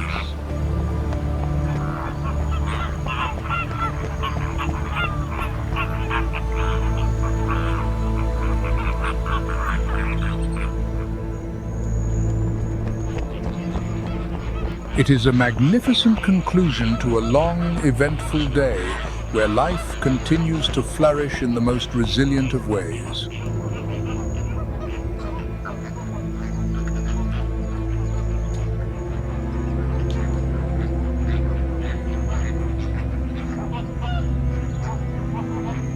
This ethereal beauty is a testament to the perfect balance that nature has meticulously crafted over millions of years.